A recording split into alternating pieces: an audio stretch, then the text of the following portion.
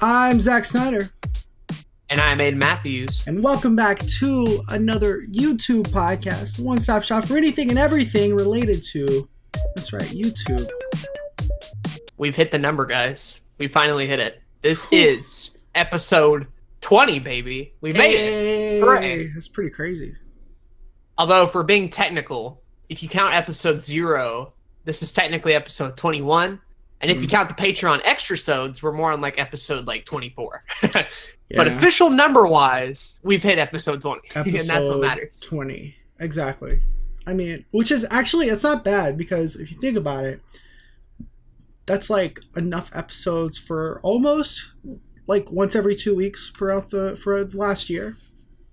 Sure. So that's pretty good progress, I'd say, for the first year of the podcast, because we're inching on that 1 year anniversary for the podcast. We are. And I mean, you think about it, we try to do one every week, and there's 36 weeks. Like, we've done pretty well for ourselves to have 21 of these out. Yeah, there's how many ready weeks? To go. 36. That's not accurate. Pretty sure it is. Is it 56? It's 52. Might be 56. 52, damn. Yeah. Why did I think 36? I don't know. That's bizarre, dude. I'm thinking back to that meme where it's like, you can't count. No. Oh, Stop. That's perfect. This meme will never fucking die now. This is awful.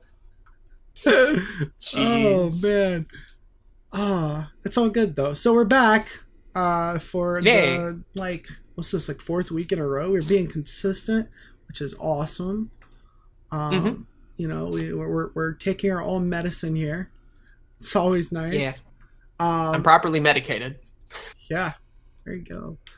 So this week, because it is our boy Aden's YouTube anniversary, year 2. We're gonna go back in time in his life and talk about him, and it's gonna be a little interview thing, kind of like we did with me a few weeks ago, or I guess a few months ago at this point. We did 3 months ago.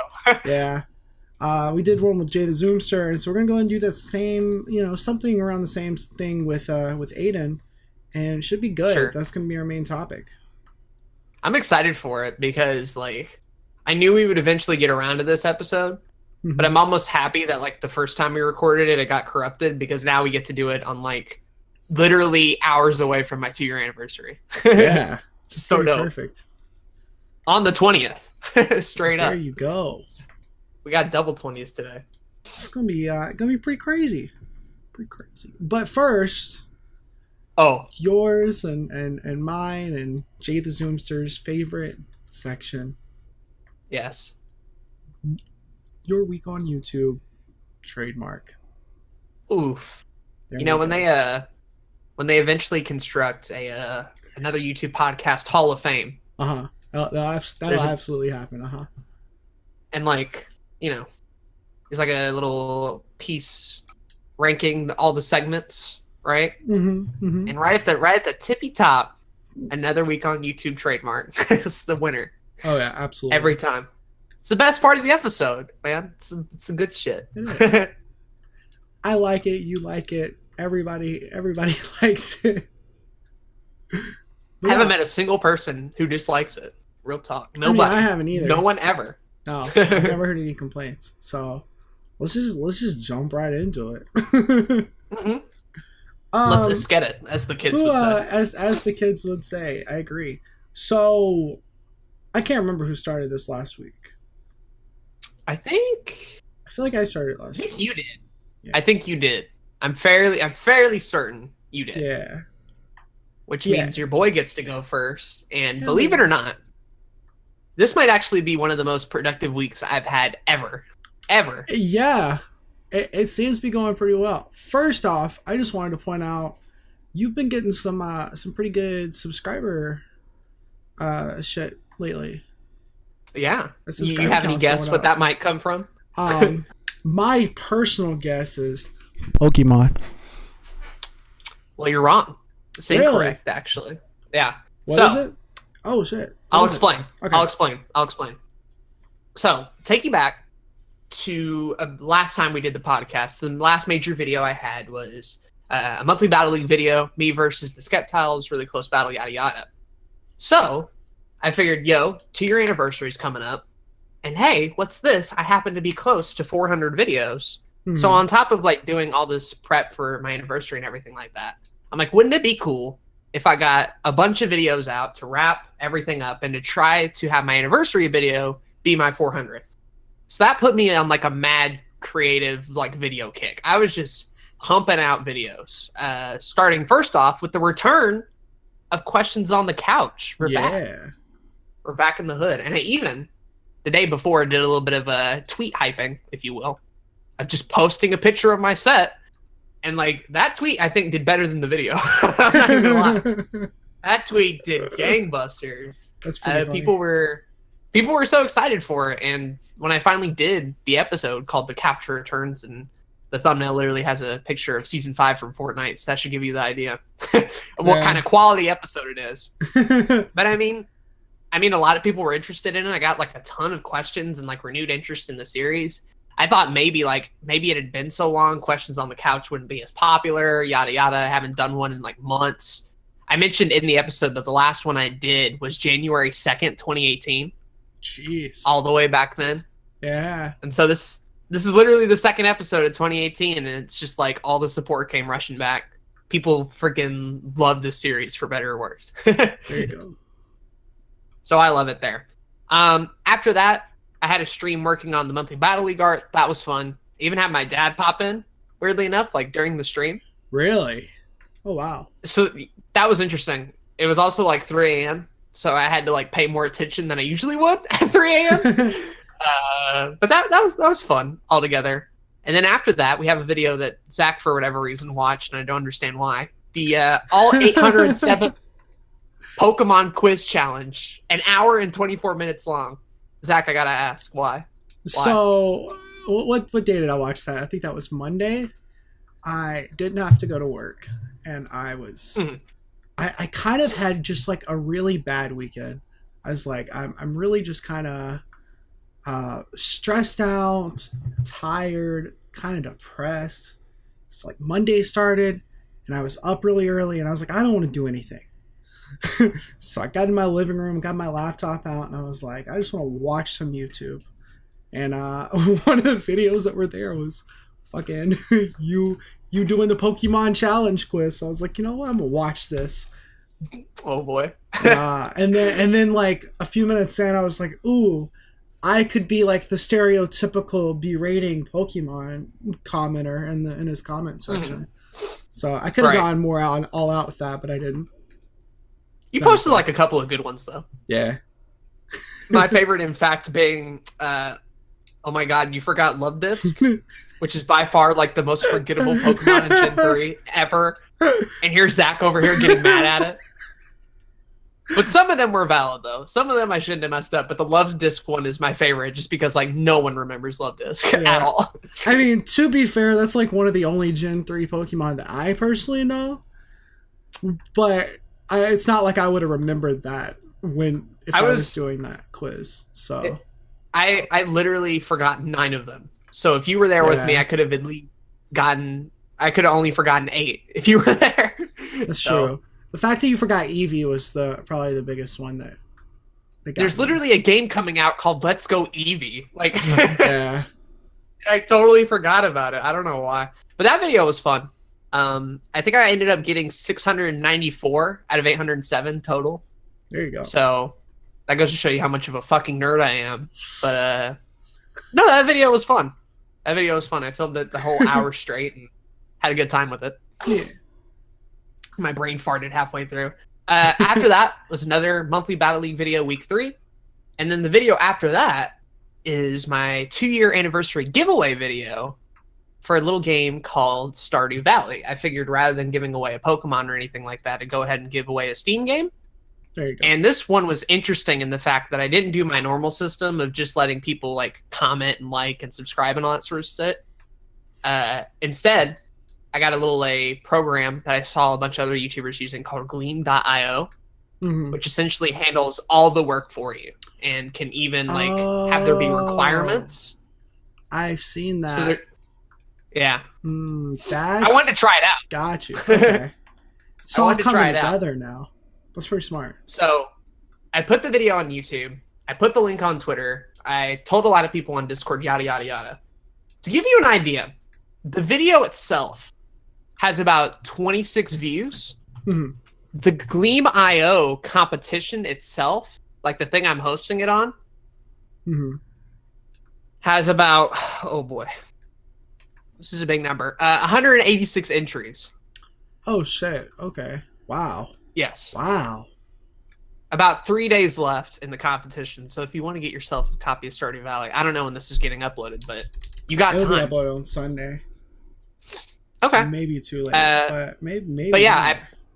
I put 5 ways to enter on it. Subscribe to YouTube, follow my Twitter, follow my Mixer because I thought, why the hell not?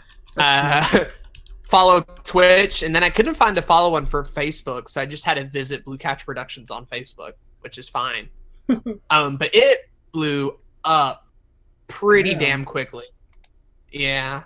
So, and this is where the sub thing comes into play. I was at about 443 before it. I'm at 316. I'm at 369 now. Or I was at 343 before the giveaway. I'm at 369 now. Yeah, it went up a lot. Like in like 20, 2 days. 30 something, yeah. In 2 days. And the same thing has happened on Twitter. All the notifications I keep getting are people following me. Even on Twitch, which I haven't streamed in a while, right? Mhm. I'm trying to record my E3 video, and I keep hearing the Twitch notification follow sound for my bot that I have. And it just keeps going off over and over again. I'm like, what the hell's going on? And then I remembered, like, oh, people are, like, following it. I'm even getting some good Mixer followers from this. That's pretty cool. Now, my question is, any of that translating to views or anything? Or do you I'm know not yet? sure. Okay. I'm not sure in particular. I have, as a result of the giveaway, being like, oh, I need to keep posting more videos out. Yeah. Because odds are, once that giveaway ends, there's going to be like a sharp decline. It happens all the time with my Pokemon giveaways. But odds are I can get a view to stay if I keep uploading videos. So I've been trying.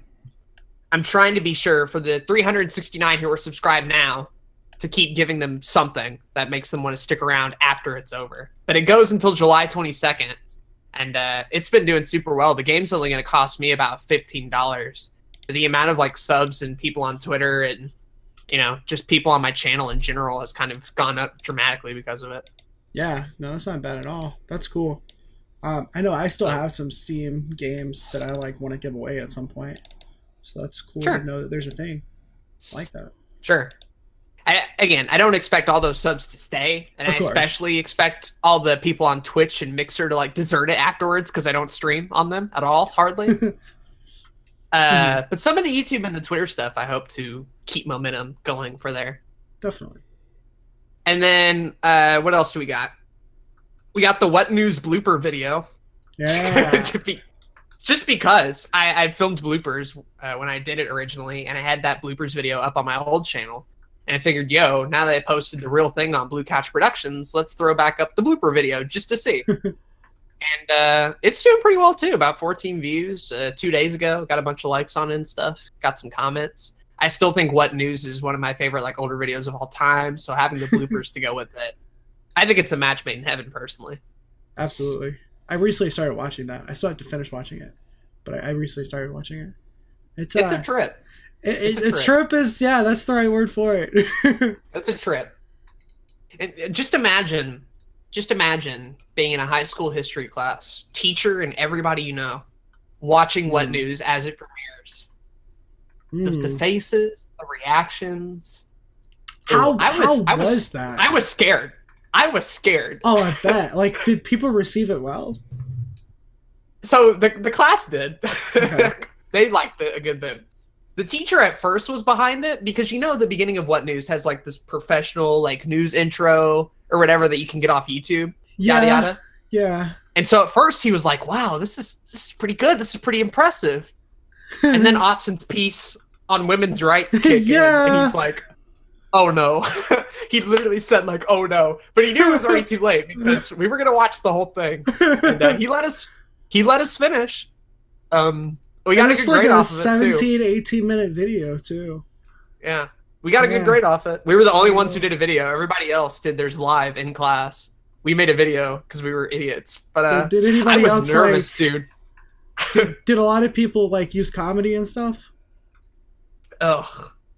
Yeah, it was Okay. great. Okay. It was great. My friend Austin was laughing like in the middle of it all, just like as it's going. And I'm over here with like my head in my shirt trying to look away and hide because I'm like, what have I done? It's a mistake. But a lot of people liked it. A lot of people in that class loved it. Definitely the highlight of that senior year for sure. Yeah, that's pretty great.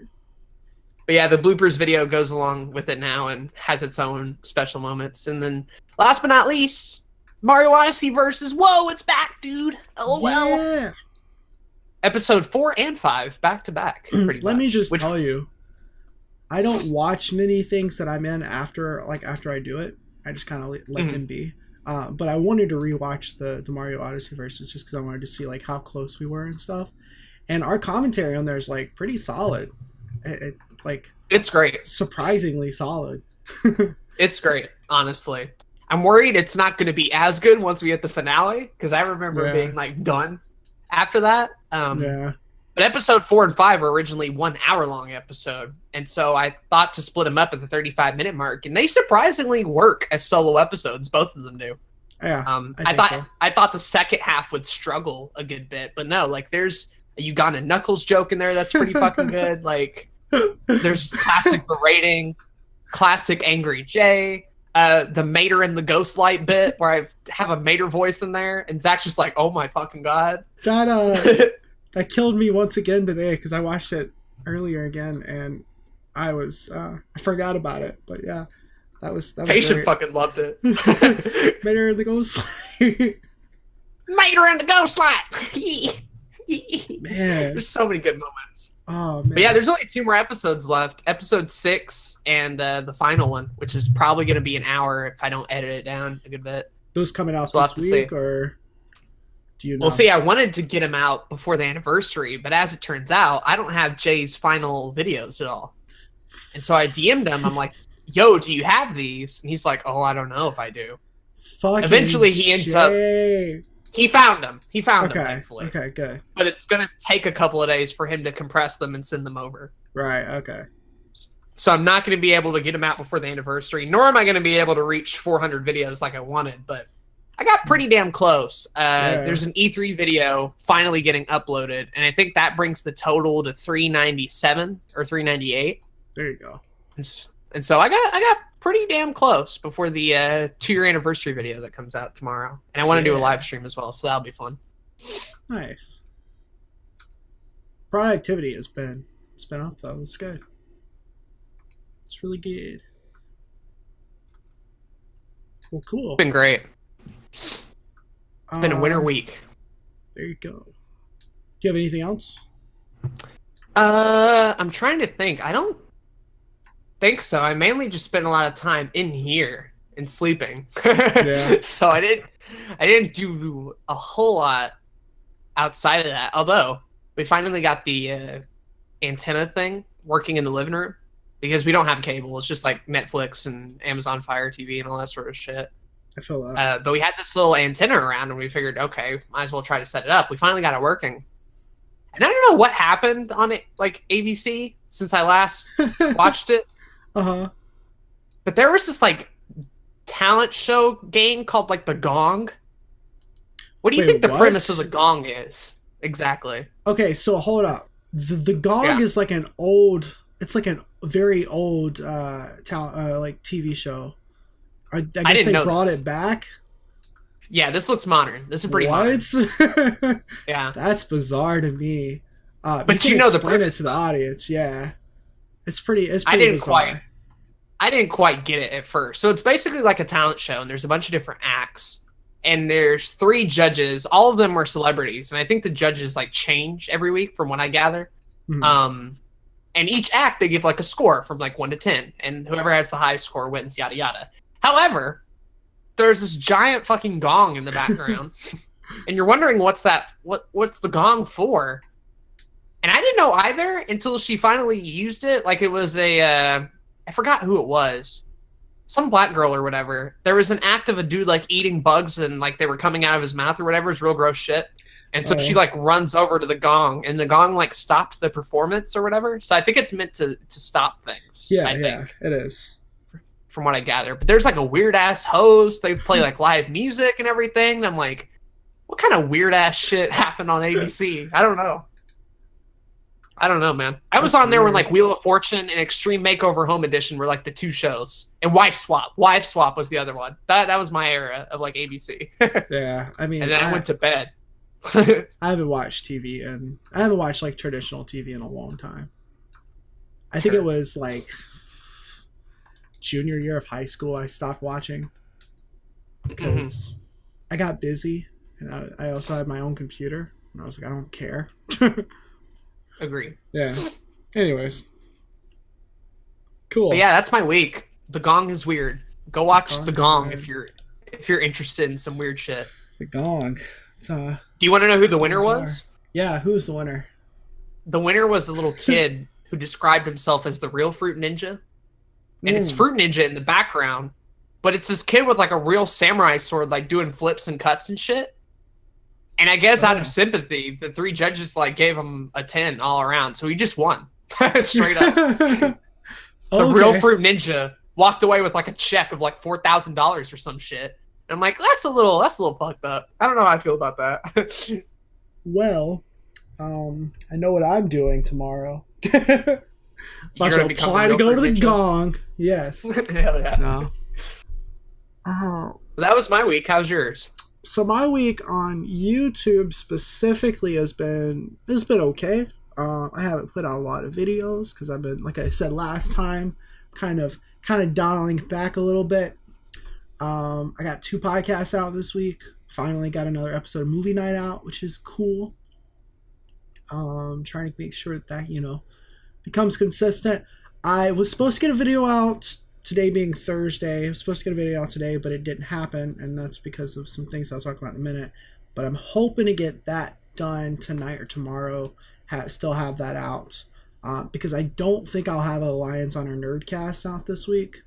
I'm thinking about moving that to bi-weekly.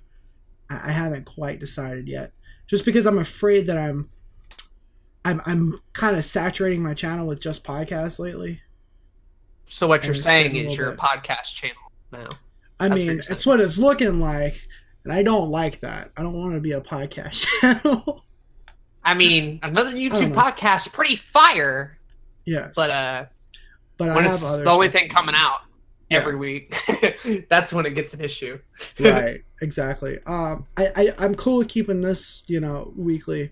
But if I don't move Nerdcast bi-weekly, I'm actually considering, because there's not really a solid viewer base for that on YouTube, I might just move that to just being on the podcast platforms. Might as well. You don't have to do all the video editing and anything like that. And exactly. The people who want to watch it can easily access the podcast stuff anyway. Exactly. So I haven't made a final decision on that, but we'll see. See what happens. I still want to have Movie Night on the channel. I still want to have a YouTube podcast on the channel. And then as far as any other podcasts that I have planned in the future, those might be on just podcast platforms. We'll see. Haven't decided quite yet. But yeah. Makes sense. Other than that, I haven't gotten a chance to work much on my own stuff this week because Monday night, I got a message back on Twitter from one of the guys that I applied to edit for. The one we've been hyping up? Yes.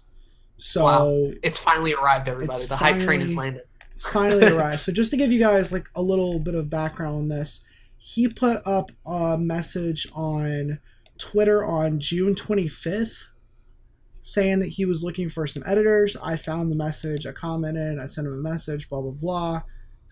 Got a message back a couple days later saying that he asked me a couple questions, messaged back, he asked me a couple more questions that day, and then didn't hear anything back for like half a month. I messaged back on the 13th of July, and I was like, yo, just checking in to see if you have moved forward in the hiring process. I still want to work with you. He said, hey, I've got some part-time people, but I don't have anybody full-time right now. I do have a couple of videos that I can send you, though. So I was like, all right, cool. Send, how do you want to do the payment? How do you want to do all this, blah, blah, blah. And so it was like, okay, cool. He was like, we can hop into a Skype call and discuss that. And then we're supposed to call that day. And this was still the 13th. This was last Friday. But the call didn't end up happening, so I was getting a little worried, but I continued to be a little bit persistent. That weekend, finally got something back from him on Monday. We got on call Tuesday night, and it went well. He was like, I'm going to send you a few videos to work on in the next few weeks. Do like a little trial period, see how well you do with those. And then if I like what you're doing and you're cool with it, we can move forward to doing a contract. Whoa. So I was like, that's awesome. That's a big boy word right there, dude. That's a fucking contract. A contract. So he's worked with people in the past, and he's kind of professional in this, which is interesting because the other person that I edit for right now, I'm kind of having some other issues with, but I'll talk about that in a bit. Sure. So I got that video on Tuesday night. I was like, all right, cool. I'm going to try to get it. I asked, when do you want it by? He said Friday would be cool. I said, all right, I'll try to get it to you a little bit sooner.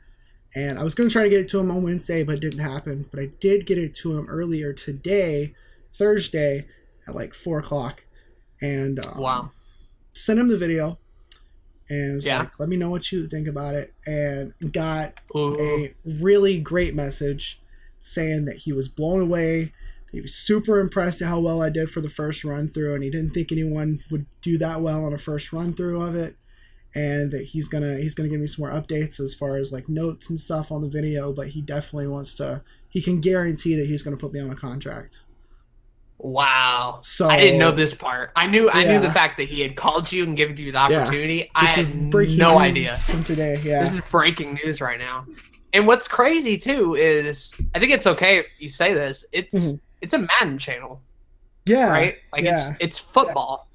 And I'm not saying you don't know anything about football, but it's not exactly your cup of tea. It's not my forte at all.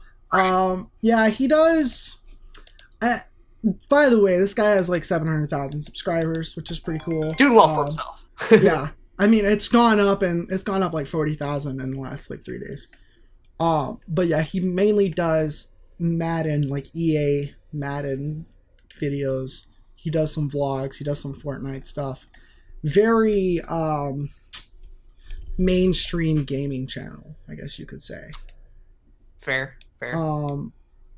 But I was like, what he was offering as far as a full-time editing position, all that kind of stuff. Like, the edits aren't really complex. It took me a little bit of time to like figure out the formats of his videos, and it's the next couple of videos I work on are still going to take me a little bit of time to edit.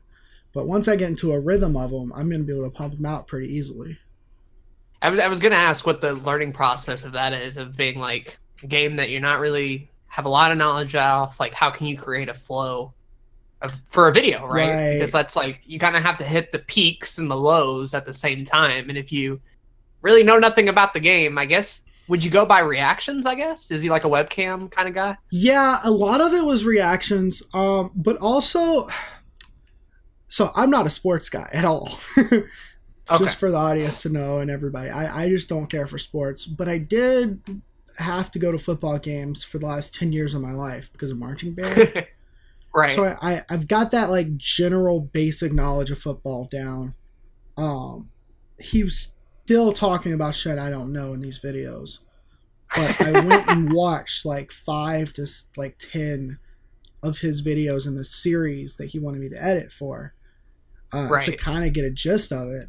I bet that helped a lot, actually. Definitely. I kind of learned some new stuff.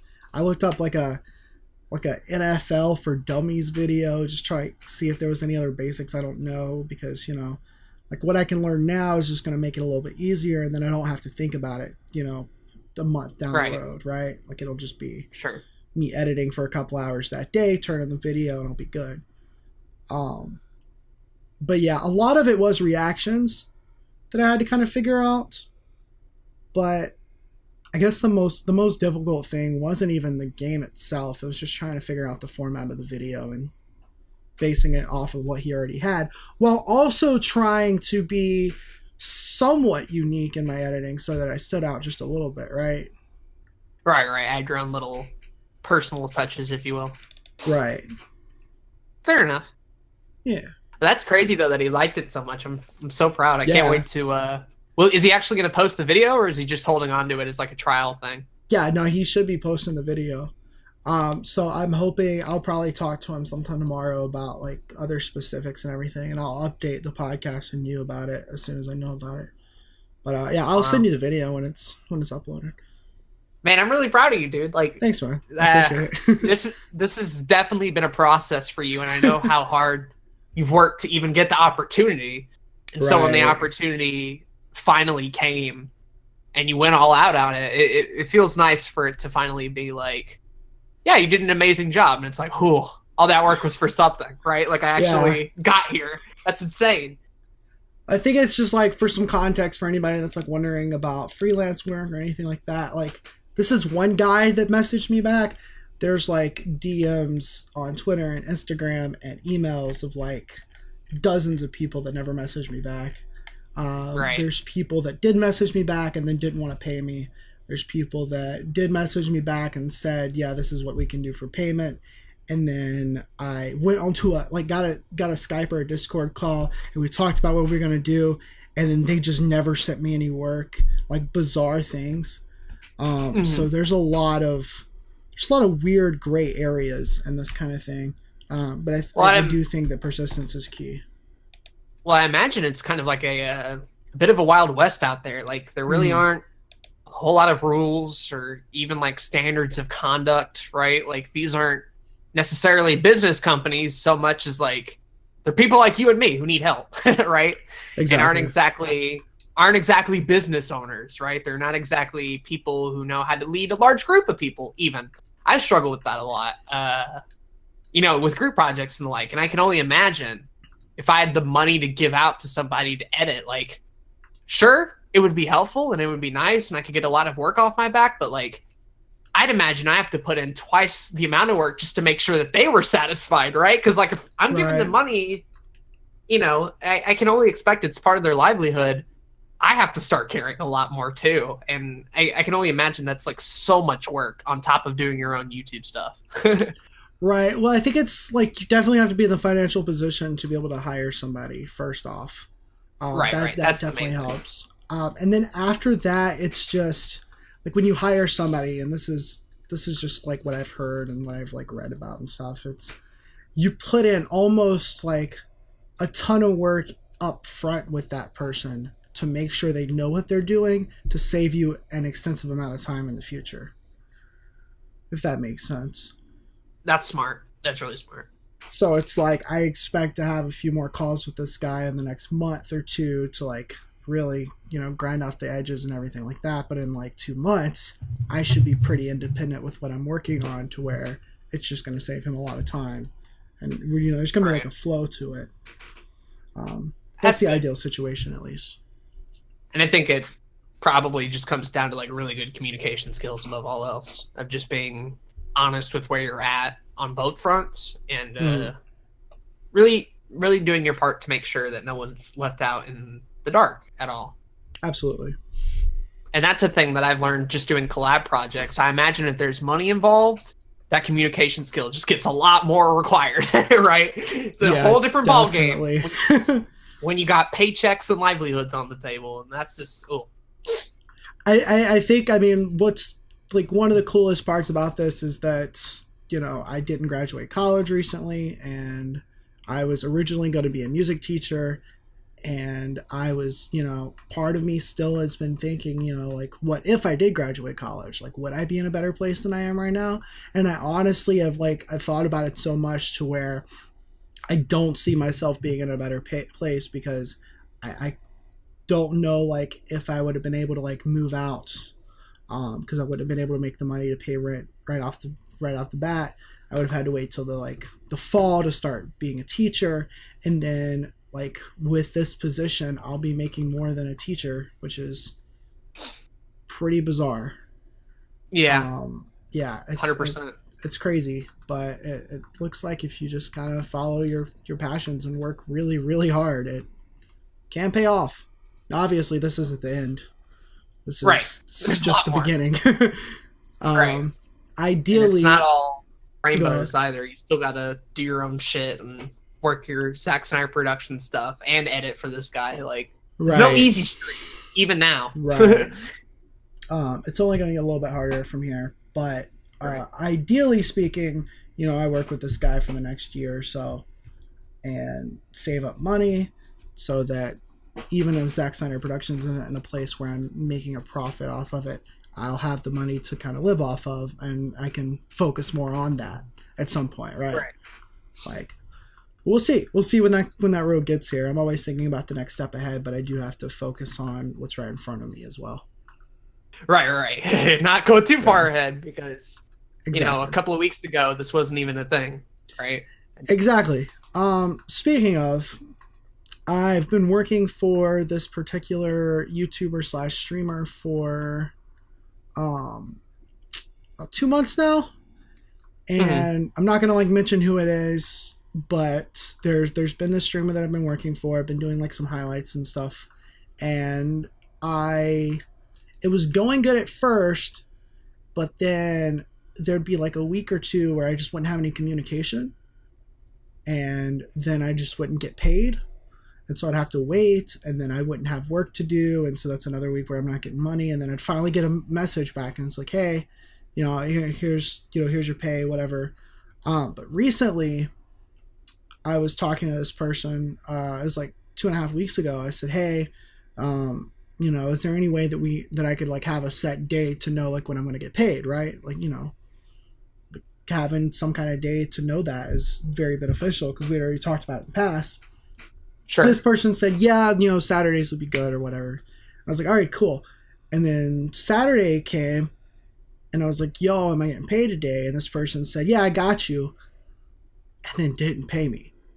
And then that week happened. I didn't get any responses. And then this past Saturday happened. I didn't get any responses. And I continued to do work during those 2 weeks because I was like, if I don't do the work, then I'm definitely not getting paid.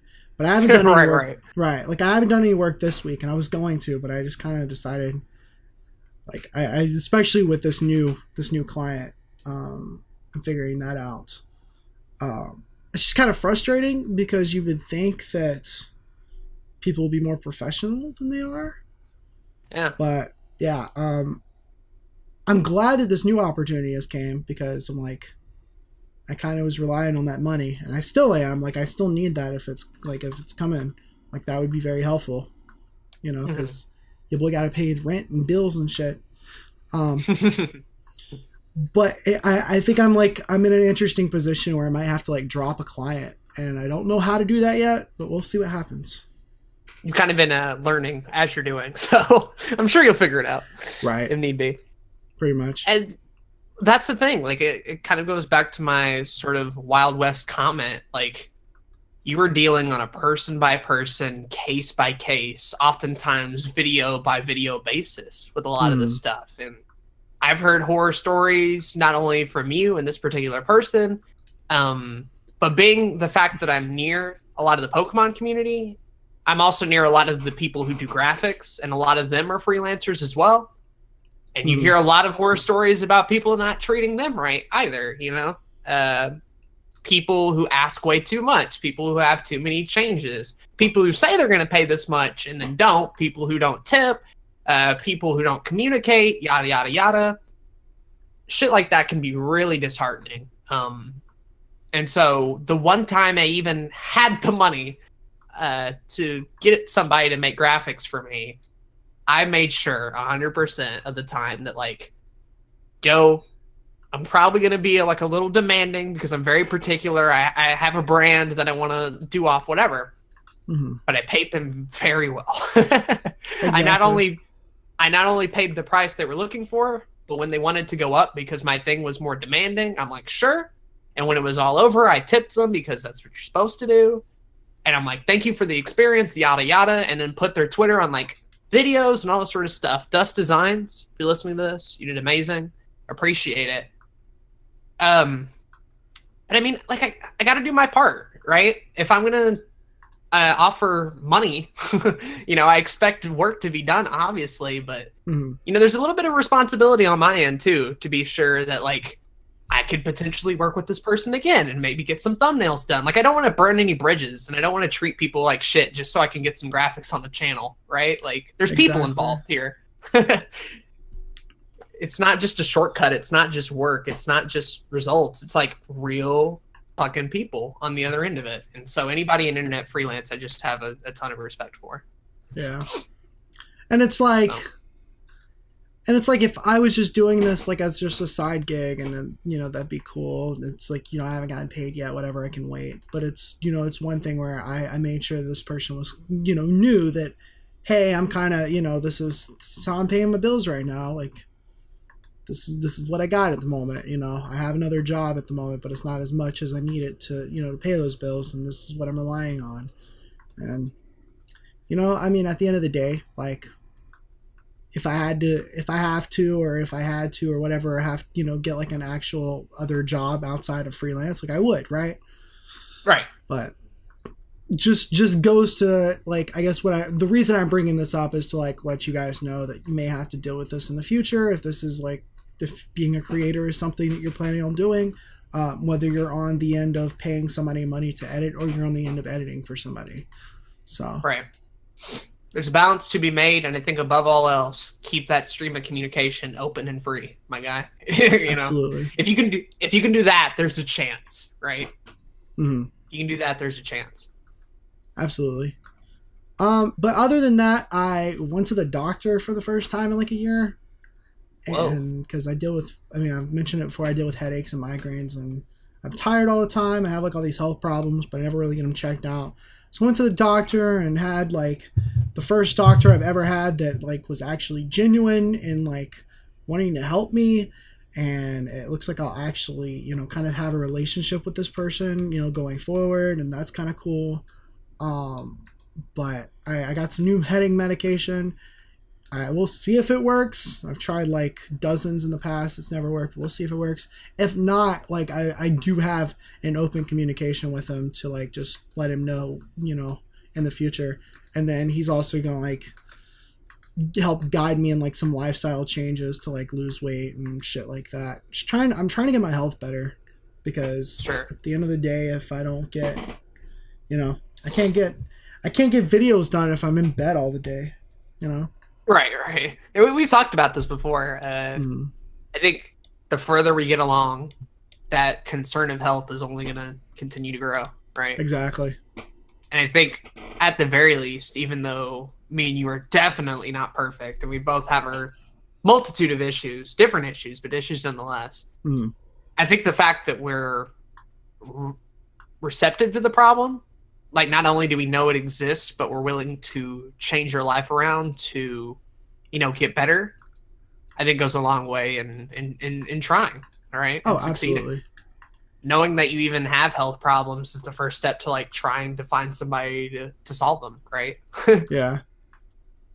He was very reassuring of the fact that like he could tell that I've done my research and stuff. Like, even though I hadn't been to the doctor, like I have like read plenty on like whatever is wrong with me, and he knows that I want to like fix things. And so hopefully that'll be a good change.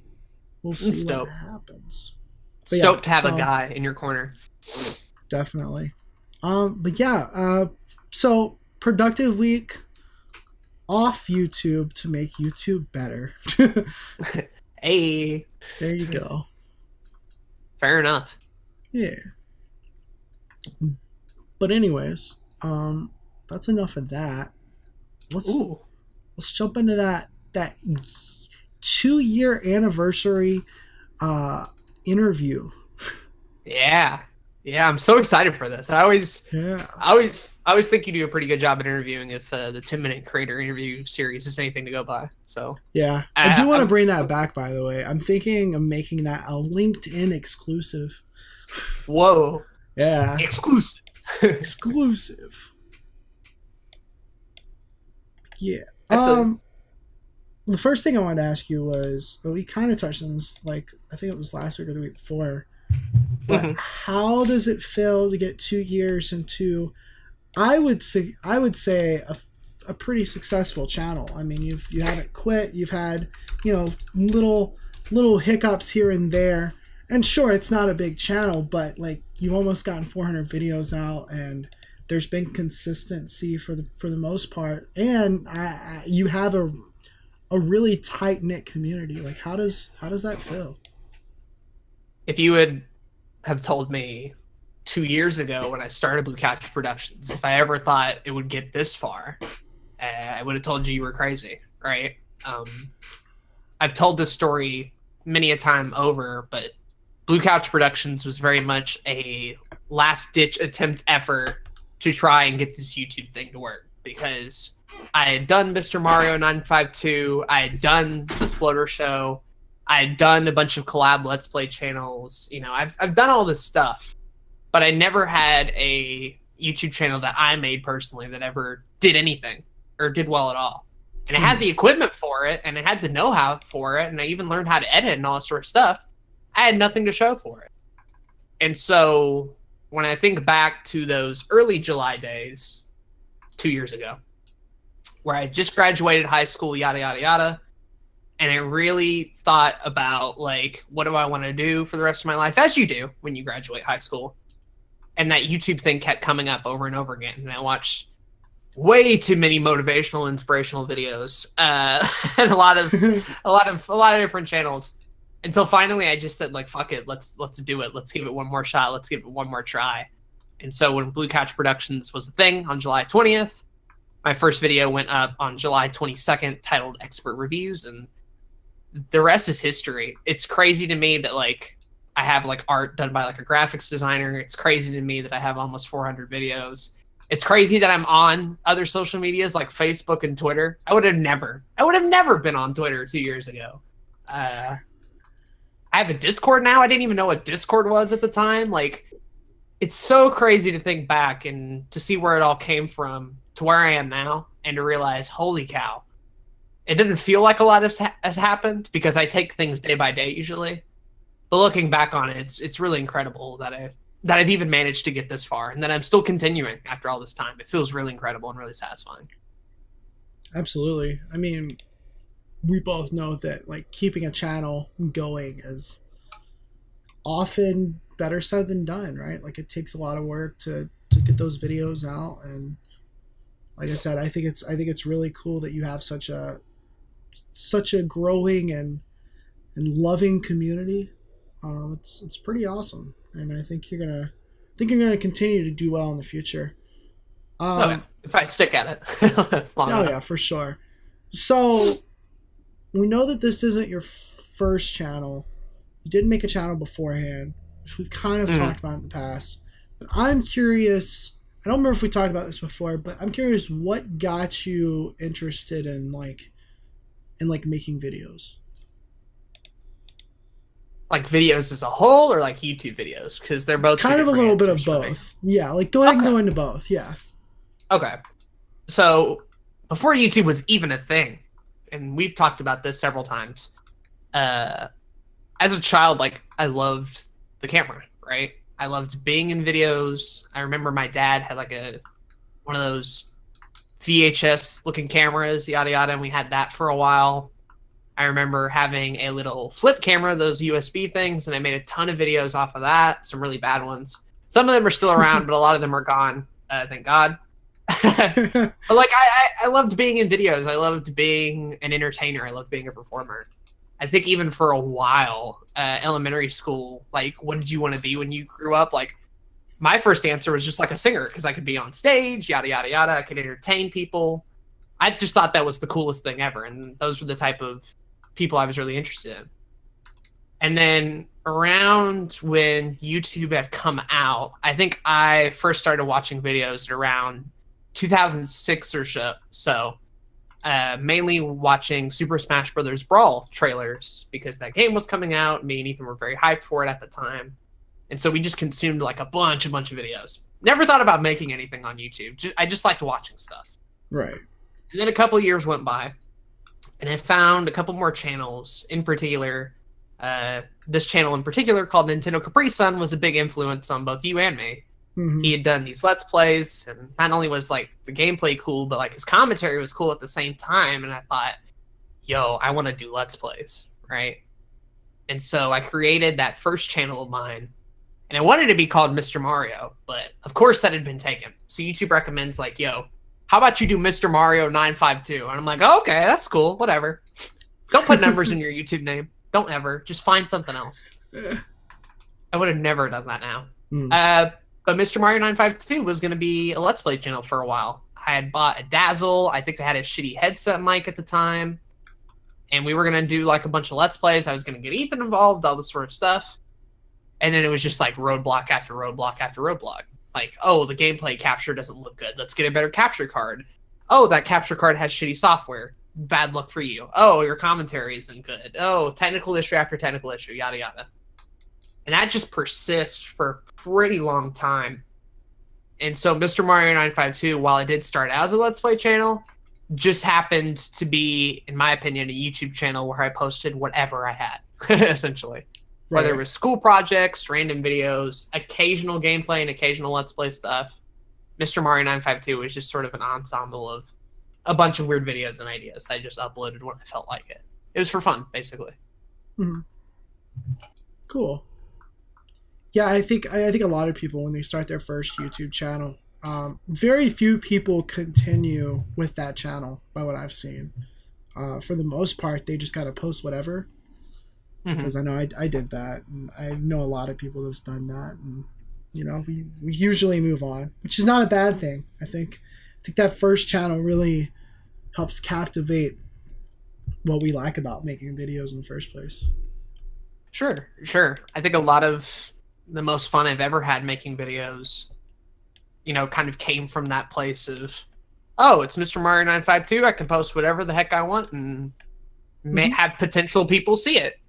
And I thought that'd be pretty cool if I like got anybody to watch any of my stuff. So I was just happy if a video got like 10 views or whatever. I'm like, yo, that's so cool. Or, you know, I'd be happy if the Hop Hog finally worked and I finally got gameplay. I'm like, yo, cool, I can make a Let's Play video. I can do something. When the Sploder show took off, and I'm like, yo, I can do these like daily now and all this sort of stuff. But that channel went through like multiple phases of like, it's a Let's Play channel, it's a review channel. I was even at one point going to make it a almost like a wrestling channel. Really? But not the kind of wrestling you're thinking of. Oh, okay. I had an idea to you've heard of Mugen, right? I have not, no. It's like this fighting game sort of engine where you can like put a bunch of characters and put a bunch of like stages in them that were all creator made. Okay. And so I had an idea to do an episode called Friday Night Fights, but with these Mugen characters, right? Yeah. And so every Friday, it would just be a CPU versus CPU battle. And the title would be like Superman versus Shadow or Goku versus Shrek or like whatever.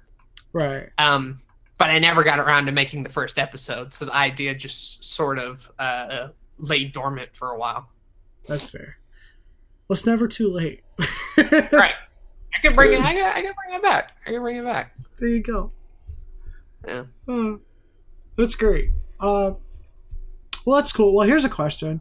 Going forward with YouTube and stuff, and we'll get into like out of YouTube stuff in a bit. What if there was one series on YouTube that you could do? Didn't matter how much it costed. Didn't matter like who you needed to be in it. Like no limits. You had all the resources you needed to make it. What would you do? Ooh, that's a good question. That's a really good question. I'm not entirely sure, honestly. I've always had the dream of like having a Philip DeFranco style studio. I didn't know who Philip DeFranco was, but the idea of like Right. having your own sort of production company in your own house, making YouTube videos, like Yeah. that's always something I kind of want to do eventually one day if my content ever gets like big enough or whatever. As far as like what I would actually have them make, ooh, I don't know. I think I'm split between like having like a full-time review show or a review or analysis, but with like really good equipment and like really good lighting, and I could like travel for episodes if need be to like fit the topic or the subject, things like that. Yeah. Or the other approach to that, do like a little machinima with like a bunch of really professional voice actors and get like a whole series that I could like write up from the beginning and have all these sort of characters in and stuff like that. I don't think it would do well, honestly, but I've always had that dream of like, yo, I should make my own show of something like that. And Right. I still have that dream, but I've passed the point of thinking it'll be any good. It'll probably be bad, but I'll have a ton That's of fun fair. making it. Just because I love the production process. I love, writing up scripts. I love, voice acting and things like that. And to have that all combined into one thing, if I had the money, would be pretty dope. So one of those two things probably. But Cool. They're pretty big pipe dreams at the moment. I feel that. Well, here's a question. Do you think, like you said, you don't think it'd be any good now? Do you think that there's value in making things that are still like bad? Do you think like even if you have like the talent and the money and whatnot, and you're trying out new ideas, do you think that there's value in doing something even if you think it's going to turn out bad? Oh yeah, I've been a big proponent of just experimenting for the sake of experimenting and trying new things, and I'm also a big fan of making videos that you love above videos that'll do well. I mean, you've seen Blue Couch Productions before. There's videos on there that are just like personal dreams of mine. Like, did I have to come out with the video of me quizzing myself on all 807 Pokemon? No. Did I want to at the time because I saw a lot of other YouTubers doing it and I thought it'd be fun? Sure. Right? Yeah. And then when that inspiration does hit, like let's say with the top 5 Pokemon Forest and I want to film a weird and wacky video, there was no pause for me of being like, oh, but will my subscribers like it, or will my viewers like it, or what if it ends up being bad? Those thoughts usually don't cross my mind. I more than often just get to filming it and seeing how it turns out. And I don't throw a lot of work away. Just in general. If I work on a video, chances are it's coming out. Like 99% of all the stuff I work on ends up getting uploaded to Blue Couch Productions in one form or another. And I don't know what that says about me in particular. I think at the very least, on the most positive end, it says that I'm willing to just experiment and put whatever out there. Even though, like, I do have an audience now and there's some level of expectation, and I obviously can't post porn. Although, who knows? Damn it. Who knows? Year 3 anniversary video. Year 3. That'd be a big one.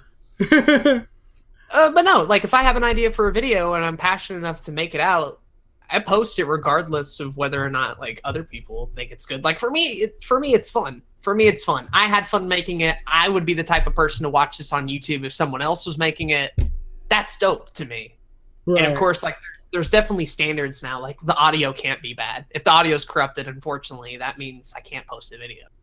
But if it's all like technically sound, oh, let's go. Let's just post it. Let's see what happens. Let's see what the reaction is. No, I absolutely agree. Yeah. I mean, I see too many people that are they have like almost stage fright about uploading. Like it's hard for them to hit that upload button no matter how hard they work on something. And I feel like for me and you, we're the complete opposite. Like we just upload everything. Right. Even with my older stuff, I'm not ashamed to upload that part of me, right? I can recognize that it's bad and it's probably not good, but I can also recognize that there's other people who'd want to see that. And if they want to see it and they want to laugh at it, go right ahead. Go right ahead. I don't care. Have fun with it. Exactly. Have fun with it. There you go. Cool. Let's get into some like some more personal questions. That aren't just YouTube related. So I guess to start off with, where are you from? Where are you born and raised in? So I was born on November 7th, 1997, in a hospital in Nashville, Tennessee. Mm. We did not live there, though. We lived in a multitude of different areas. I don't really like have a hometown per se, just because we moved around a lot. Like we lived in Idaho for a good period of time. We lived in Tennessee for a good bit of time, Mississippi, different parts of the state. I spent a majority of like schooling years, like elementary school, middle school, and then later junior high and high school, where I live now in West Tennessee. So I guess that's probably where I was raised the most, but especially in those early years, we just sort of, moved around a good bit. And Right. whether it was on my dad's side of the family, my mom's side of the family, grandparents, relatives, whoever. Okay. Cool. Do you have any siblings? I mean, we know you have a brother. I got the one and only. All right. The one and only. Ethan of worldwide meme fame. Worldwide meme fame. Yeah. I know you winner. two are pretty close, right? We are very close. And it's funny too, because when Ethan was born for a while, I've heard stories from my parents that I pretty much like ignored him for like a good part. I didn't think he existed. I wanted to be the only child for a bit longer, so I relished in that opportunity. It wasn't until a couple years later down the road when my little kid brain went off and like, yo, what if I take the situation I'm in and use Ethan to be the pawn in my schemes? So say Aden wants a cookie, Aden go gets a cookie, and they're like, yo, who ate this cookie? Ethan did. Who did this? Ethan did you it. did. And he didn't talk, right? He didn't know how to talk for a good bit. Because he was like very little. He was like a year old or whatever. He just barely like said a couple words and that was it. And so I would just talk for Ethan most of the time. I'll be like, oh, Ethan said you should let me eat all this food. And Ethan said you should let me do this and do that and whatever. I'm like, I'm sure Ethan didn't really have an opinion on it, but right. for a good part of like early childhood, I just sort of used him for whatever nefarious scheme I had in mind. And then eventually we just sort of grew into being like really good friends a lot of the time. Anytime he was struggling with something, I would try to help because I was a year ahead. Anytime I needed something, he would help out, like whatever. And when I got into watching YouTube, Ethan was right alongside me watching those Smash Bros. Trailers. Ethan was into Let's Plays. Ethan was into all the same channels I was into. We'd show each other videos, yada yada. We play a lot of the same games. He's great. He's great. That's cool. Do y'all ever argue about anything? Oh, yeah, all the time. Yeah. Only, I don't know if we mentioned this before, but like physically, I'm not exactly like ripped. I'm very much just like a skinny toothpick, if you will. Yeah. And Ethan's like, he a bit on the bigger side. Not like fat or anything, but he a bit on the big side. So anytime I would personally get into an argument with him as kids, Ethan took the easy way out and just like sat on me. And he would just not get up until he won the argument. And like I couldn't do anything. Like I'm not pushing him off. Like that's too much. No. So you would end up winning a lot of the time and getting into arguments and things like that. And of course we're brothers, so I didn't want to share anything. He didn't want to share anything. Yada yada. Yeah. But no, we haven't fallen out or anything. We're still pretty good friends. And some of my bigger videos, Ethan's usually the cameraman behind the scenes, or he might even be a part of some videos. Who knows? That's pretty cool. Yeah. Okay, so a little bit of video game stuff. What is your favorite video game console, and what are your favorite games for that console? Ooh, that's tough. I personally have a lot of nostalgia for the N64. That's like the first video game system I remember. Supposedly we had a Genesis, but I don't ever remember like using it at all. Mm-hmm. So it was right around N64 where I got like really attached to video games. However, a lot of the N64 library like ain't great. So if I'm having to pick the best console with the best library of games, my answer at the moment is the Super Nintendo. I think pound for pound, that system just has like an incredible library of games. I love the controller. I even love the dumb gray and purple design. I know a lot of people hate it, but I'm a big fan of it. It's pretty And nice. as far as games for that system, oh man, I literally have like my shelf of games here. Freaking Super Mario World, Yoshi's Island, Street Fighter 2, Donkey Kong Country 1 and 2, not 3. I don't like 3. Mega Man X, Super Metroid, Sim City, Tecmo Super Bowl. Like, I own more Super Nintendo games than I think anything else. And that was mainly because, like, when I finally got into retro collecting, I knew what system I wanted right away, and that was Super Nintendo. So I love that library so much. A lot of great games. Plenty of RPGs I haven't even played either. So yeah, I was gonna say you gotta get on that Chrono Trigger and that Earthbound hype. I have a copy of Chrono Trigger. Haven't played it. Yeah. haven't played it. Fantastic game. Highly recommend. 10 out of 10. We could do a co-commentating series on the gaming channel. That'd be fun. I would be down. Yeah. I'd be down for that. And as far as Earthbound is concerned, I'm never owning a copy of that. That's so expensive. It is There's pretty no expensive. way. Yeah. There's no way. Yeah, I would illegally. Actually, you get that on the Wii U now. Yeah, you can. Yeah. Not on the Switch, You know, but not on the Switch. You know, the most relevant console. But yeah, Super Nintendo's great. I love it. Need to play more games on there, but I do like what I've played for sure. 100. So, kind of moving into the nerd culture side of things. Are you a fan of comic books at all? Not really. Okay. In fact, comic books I sort of actively avoided until recently, rather, because, well, number one, I got a lot of exposure for like you and Jay talking about it and yada yada. But also there were a lot of YouTubers covering it in very interesting ways, and because I like review and analysis content, like eventually I ended up crossing into that field of comic book stuff.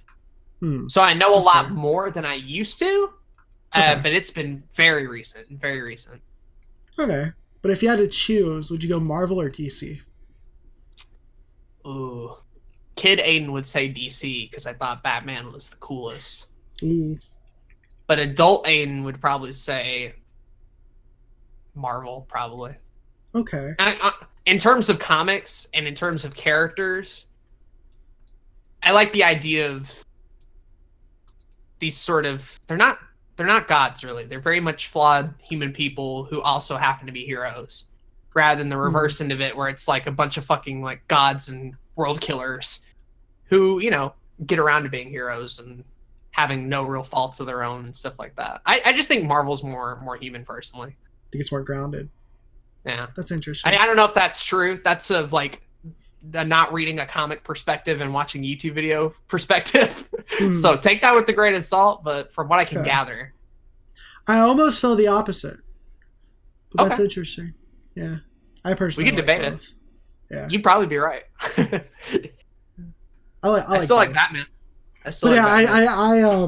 I grew up not liking Batman. I grew up distinctively hating Batman, and then eventually loving Batman. So it's very interesting. Batman's just this rich guy. He's just got a lot of money. He doesn't have real superpowers. This was 7-year-old Zach. If you were given 3 wishes, what would they be? Obviously, you can't do any of that shenanigans where you ask for more wishes. I want more wishes, though. That's what I need. I mean, I feel that, but what am I kill for? I think when people ask me that, one of the things I usually go to is like having a mini fridge. But like, I have a mini fridge now, so I can't say that. That sucks. Now this question got infinitely harder. I don't want $1 million that I could buy a mini fridge with. I just want a mini fridge. Yeah. They're so useful. Fair. They're so useful. They are pretty useful. I love it. I have like one right next to the desk. It's nice. Well, so I don't drink sodas anymore, as neither of us do, so I don't find the usage of it anymore. Lunch meat, fruit, apple juice.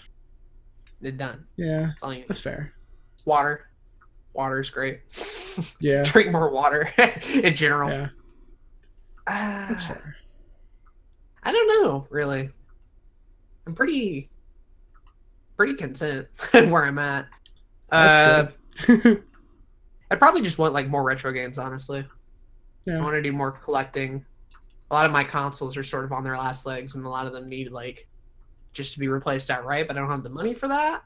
I feel So I'd that. probably just wish for like a lot of fucking video games. I'd like to try out a whole lot of stuff. There's the whole PS2 era I just missed entirely because I was a GameCube guy, and I'm like, damn, there's so many crazy good games, and here I am Yeah. not playing any of them. Sucks. So Understand. probably a bunch of games would be one. Just like a shitload of games. Oh, I guess another one. I would love to have every Disney movie on VHS, Ooh. and There so you go. I've continued collecting them, like when I can find them, like at a bookstore, stuff like that. So Mhm. I guess my second wish would just to be like, yo, have that whole collection just like decked out, got the fucking cases and everything, even like the coupons in there. I want all that shit just like nicely displayed, so I can like record them or whatever and have like a digital copy of a VHS. I think that's so cool in general. So probably that, and then fuck it, just get like a lot of dope ass video production stuff. I want some of that. I want like a really good fucking camera. I want a The studio Philip space. DeFranco That's what I really studio. want. Yeah. Yes. Hell yeah. So a bunch of retro games, all the Disney VHS stuff, and then a studio space. I don't know if that's technically doable in 3 wishes. I feel like I'm kind of getting a lot of value each wish, but those would probably be my 3 things. I mean, I feel like that's definitely doable. See, I would scheme it more. I'd be like, let me get $1 billion, and then I've got all that already, and then let me figure out what my next Sure. wish is gonna be. Sure. You know, Sure. but no, I feel you. I mean, I like collecting them as I am now, though. So that's part of the thing. Yeah. I like finding them more than I do You like know, watching them. Yeah, I've honestly thought about collecting in a lot of ways to where it's if I automatically had like my perfect collection that I want to have one day of everything I ever want, I don't know if I'd feel as satisfied as gradually getting that throughout the years. I'd probably hate it, to be honest. Yeah, Now that you brought it up. yeah. But I enjoy that aspect of collecting, of just finding things and the people and the experiences and all that sort of fun stuff. Definitely. I guess replace one of my wishes with I don't want any fucking stomach pain anymore. That shit's the worst.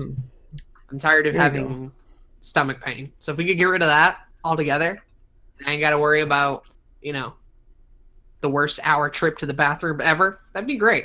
Ooh, Be a winner. Be a winner. get that. There you go. Yeah. Speaking of collecting, what got you into collecting? It seems to be like a decent amount of like part of your life. A good bit. As far as retro game collecting, that all was just a fascination from like the early YouTubers I watched, Let's Players, game related shows, Peanut Butter Gamer, Jontron, early Completionist, all these different like shows, Normal Boots, Hidden Blocks, all those guys. Hmm. And especially the Angry Video Game Nerd. So Yeah. what had happened was I watched all these videos and I had seen all these shows, and without noticing it, I kind of ended up being sort of a retro game historian. Because Yeah. like I knew all this shit now, simply because I watched a lot of YouTube videos. And the point came where like, yo, I'm kind of done of just watching this. Like I want to experience this sort of shit. Like I've heard people talk about the Super Mario games over and over and over again. I want to actually play them. And Mhm. so a birthday came around, and we ended up figuring out about this retro game store in Jackson that was a little bit like down the road or whatever, called Nerdvana. Oh, And that nice. birthday was straight up when I bought a Super Nintendo. I bought Chrono Trigger, Mario World, and I think Killer Instinct were my first. And then from there, it just freaking went everywhere to like N64, original PlayStation, PlayStation 3 stuff, collecting for the Wii U, which I don't have anymore, getting the Switch, all this sort of stuff, NES games even. And so now it's like a thing where like, cool, I don't just have to listen to other people's opinions on games. I can go out there and have my own opinions on them. And sort of Right. the same thing ended up happening with Disney movies, only in that case, we had a lot of them laying around. The thing about my room in particular was that for a while, we really had nothing to do with all these VHS and DVDs that were sort of in boxes. But I had like a big black shelf in my room. My parents were like, yo, do you mind if we just stick these in here on the shelf? And I'm like, sure, I'm not using it for anything. And so I sort of became the resident collector of all the old VHS and DVDs that we had. And a lot of them were old Disney movies that I liked watching as a kid. And once again, through YouTube and through discovering things and all that sort of stuff, I'm like, yo, there's so much out there that I haven't seen. And I really do love like the VHS format as a whole. I think it's nostalgic. I like seeing the scraggly stuff on the screen and the noise it sometimes makes and all this sort of shit. And I'm like, yo, I can start collecting these because, fun fact, Disney VHS tapes are pretty cheap. They're some of the most available. They were printed everywhere. There's different variations and labels, obviously, but you can get them fairly easy. And so, like, anytime I would go to a bookstore and I'm like, oh, here's Bambi for, like, literally $2. Pick it up. All right, cool. Fantasia 2000, all this stuff. And then I had so many of them, I was like, shoot, let's go ahead and just try and shoot for all the original 2D animated films. So from Snow White to Home on the Range is probably the last VHS one. Princess and the Frog, I think, is only on DVD. But like that's like 70 or so years of history right there in a lot of these films that I haven't seen. So I just try to collect them and get as many as I can wherever I go. And I have a lot of fun collecting them and watching the movies and once again, sort of having new experiences. Yeah. I'd almost argue that your collecting spirit started from a little game that encouraged you to collect them all. Oh, perhaps. That's valid. I like the what's your story to Pokemon with Pokemon? Because I know it's like you definitely don't have just a Pokemon channel. I think I joke about that. People joke about that because there is like a slight emphasis on it, but it's never your main core thing. But it obviously has been like a big part of your life. What's the story behind that? So I did not figure out about Pokemon anything until right around the time I was in a daycare. So first and second grade, we went to like this after school daycare or whatever, and there was a bunch of kids there. And so you end up meeting a lot of kids with Game Boy Advances.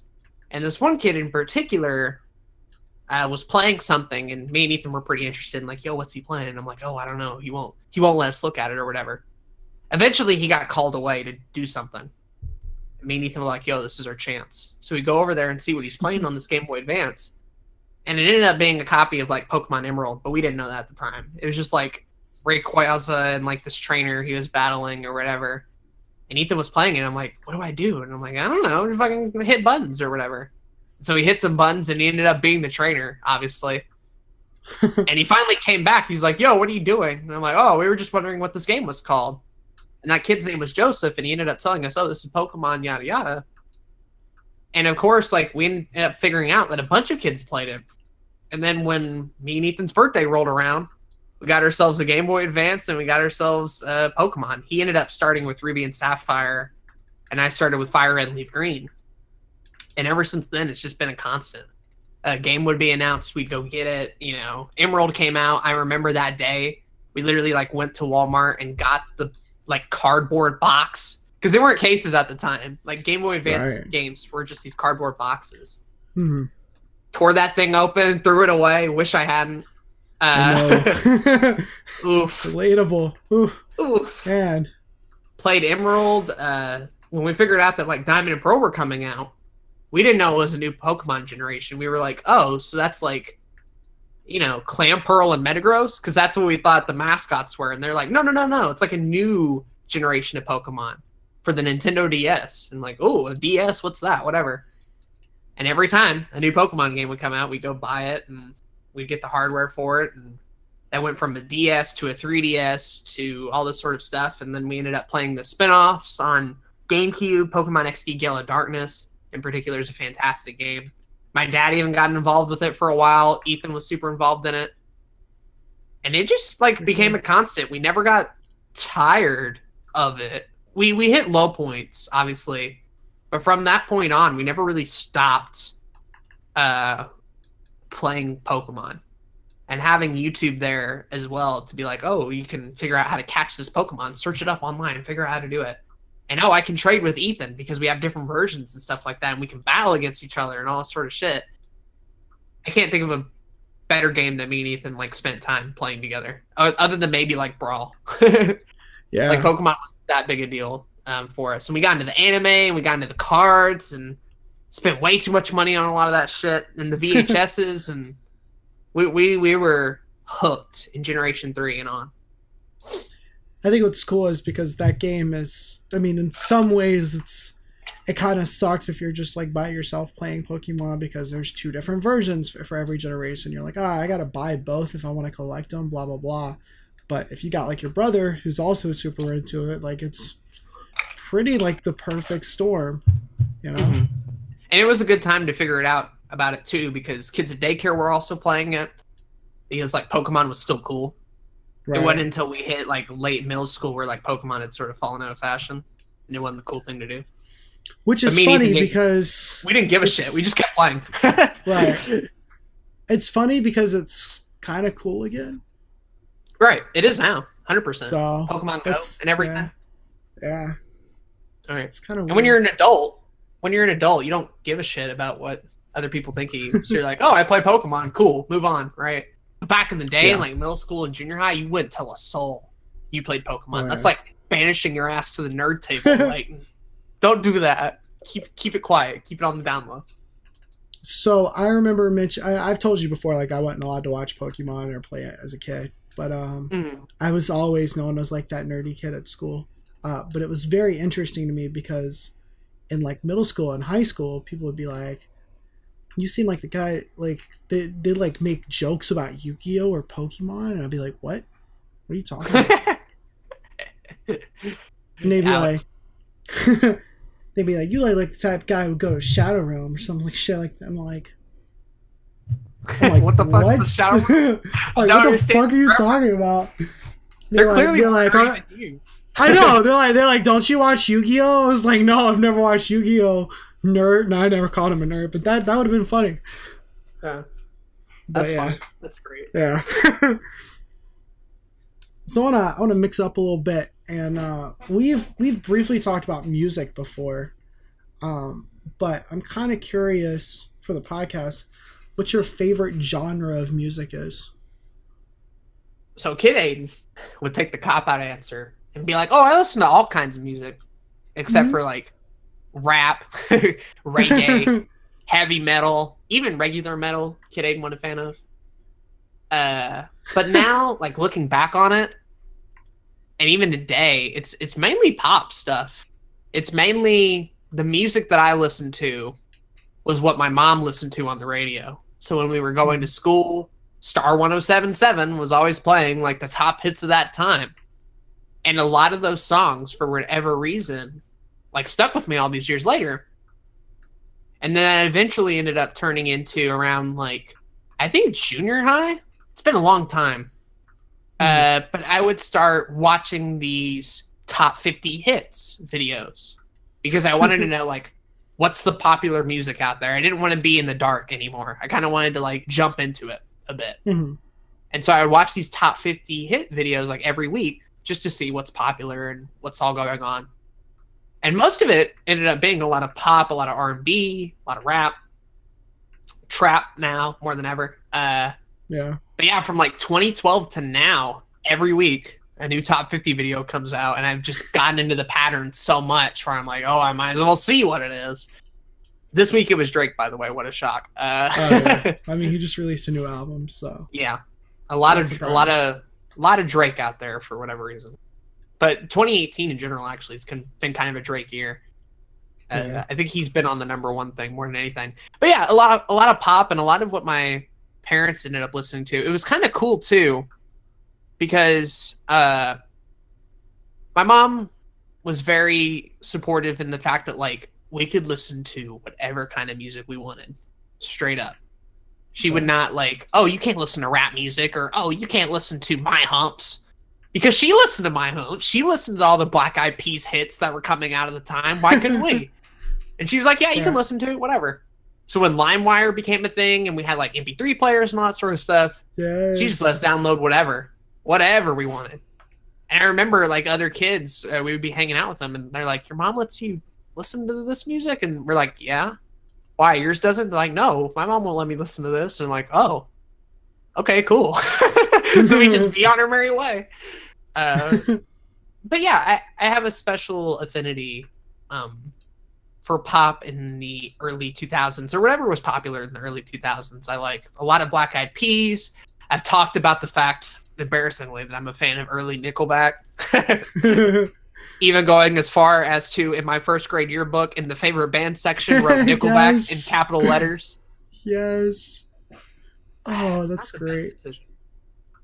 I remember when Umbrella came out and that music video came out. Fucking love that. Party Rock Anthem, I remember. That's 2012 or 2010. 2012. Was it roughly. 2010? I remember when Gangnam Style came out. I remember a lot of stuff.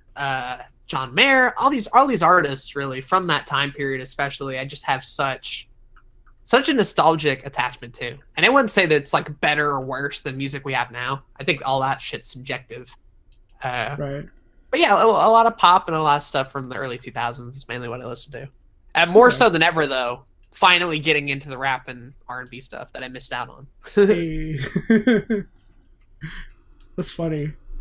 It's a very interesting way to look at music because, I mean, I think it's actually the most common. Like, I think most people just kind of like listen to the radio, and then whatever's popular, right, that's what they listen to. I always found it weird because, like, growing up, I mean, I didn't listen to the radio that often. Well, I mean, when we did, it was like Christian radio, but like, it wasn't. I didn't get the opportunity to know what was popular really at the time, and so like everybody at school would be singing the song. I'd be like, I don't know what that is. Mm-hmm. What's that? So I think that being in the loop of music has always been interesting to me because I pull from so many different genres of music that I'm never quite in the loop anywhere. But it's interesting. Sure. Cool. 100%. I've heard from Jay especially too that that's sort of where he ended up finding a lot of his musical taste was just from his parents and all that. And I didn't neglect to mention that my granddad was a big country music fan. So there were several years in there where I was just all up on that modern country hits, so Taylor Swift or Kenny Chesney, fucking all those boys. Absolutely. Not proud of it, but it's there if you really want to look back. All right, we got a little deep. A little deep. What is your biggest fear? That's a good question. Mm-hmm. Fear.